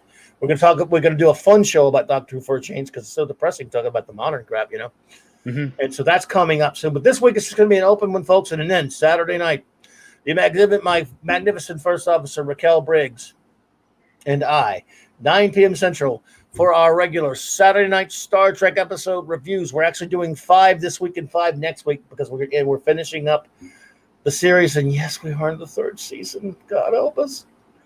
Third season's got some solid episodes. It does. And you know what? But there's some that. Those are the 5 that you're reviewing that are up there? Those are the 5 this week. Oh boy. Whom's God Destroyer is a great episode. I do like it, but I mostly like it without spoiling. That's not spoiler. I will say. I mostly like it for the Captain Garth element. Yeah, no, that's an interesting character. The Light Ziltar, I love that episode. Do you really? I'm going to be beating the hell out of that one. You can beat the hell out. I just like it because it gives Scotty something that you don't get to see. Yes. Before, like any. I mean, yeah, some of the elements are a little ridiculous, but it's like, you give some hope to Scotty, and you see something there that's genuine and it's mutual, and Right. he's not drinking all the time. Oh yeah. No, look. And by the way, we're at least at this point we're out of this Scotty bad hairdo phase. Yeah, there's that. There's someone finally gave him Raquel a hates comb. that. Raquel hates that. And but yeah, but anyway, it will be fun because whether it's an episode, and we get what we do script is Raquel and I. She reads from the block text, which was it's called Star Trek 365. Yep. About the episode, then we review it, we talk about it, and then we rate it, and then we throw it out to our wonderful chat, which is a wild and crazy chat that we have a lot of fun with every Saturday night. And we ask for their ratings. We rate it like A, B, C type thing, and then we get their ratings, and they always have some wonderful, colorful things to say and ratings and stuff, and it's just a blast. It takes us a while because it gets really, we get quite a, for me, fairly, really big chat there, but we just have a blast doing that. So it's a lot of fun, man. It's a lot of fun. We really appreciate how great our chat is for that. So anyway, that is, of course, every Saturday night, 9 p.m. Eastern, 9 p.m. Mountain Eastern. Listen to me. 5 p.m. Central. Sorry, everyone. Central. So I want to thank all of our fantastic friends for joining us here tonight. You've all been fantastic in the chat. I just really appreciate you, J.R. Bailey. It's good to meet you. The great Pat S., of course. Matthew Pounder. Thank you. Steve Mitchum, my old friend. Appreciate you, bro. Steve Ernest, good to see you, sir. I know Purple Valkyrie was here earlier. It's kind of late, so over there. But I love you, Purple. My first officer, Raquel Briggs, was here earlier. Again, love you, Raquel. I hope you're all right. Hope you're doing well tonight. You are the best. Florida Puma Schuber, thank you, buddy, for being here. The great Pat S. D. Bud Martin, appreciate you, my friend. James Andrew Morrison, I appreciate you popping in here. Mark, the great Mark D. with a C. And again, of course, by the way, as you can see up the top, the great Mark C. We always honor my dear departed friend, the great Mark C. That's why we call this Mark C. Comics Talk on Monday nights. And all hail him. I missed him too, because really? I had some good, not any stream chats, but like good chats within the chat, on text here across many channels for I would say at least a year, because I've been doing this for about 2 years. So yeah, definitely at least a year. And great guy. I miss him dearly. Yes. I hope his family is doing well. Thank you for that. Yeah, he was a good buddy. We did a lot of shows together, and we had. I named this my Monday Night Comics Talk was named after him because he loves comics. Mm-hmm. We did a lot of comics. We did other stuff, but a lot of comic shows, and we had so many comics reviews planned, like a different comic series. Like we did a couple, and we'd always plan to get back to doing more of those, reviewing some comics, some great classic runs and stuff like that. And of course cartoons and different stuff like you and I are talking about tonight. Mm-hmm. So we had so many plans, and it's just I'm still devastated and miss him. I miss because that some bitch kept me on my if I ever screwed up the least little thing, and even if it was here, if we were just in the chat, he'd get me. I mean, they all do. They all get me. I mean, they go, "Oh, you screwed this up. That was me. You got that. Oh, look, I'm old, man. That's my excuse. I'm sitting on the rocking chair. Not really, but but he'd come after me. He was great, and he was good friends with a lot of. A lot of his. Everyone knew him in these YouTube communities as Mark C, or as our good buddy, the great Gary with Nerdrotic calls him, the great Mark C. Yeah, and he was that, and I miss him big time. So this show will always be dedicated to him. So, and I appreciate those words. And, his family does listen sometimes. That we're here, so appreciate you for that. And the great Chris Persia. All of you, thanks for putting that in the chat. And if I missed anyone, it's because, again, garbage, old man's memory, and I can't see everyone because this chat doesn't go back that far anyway. But I love you all, and I appreciate you all.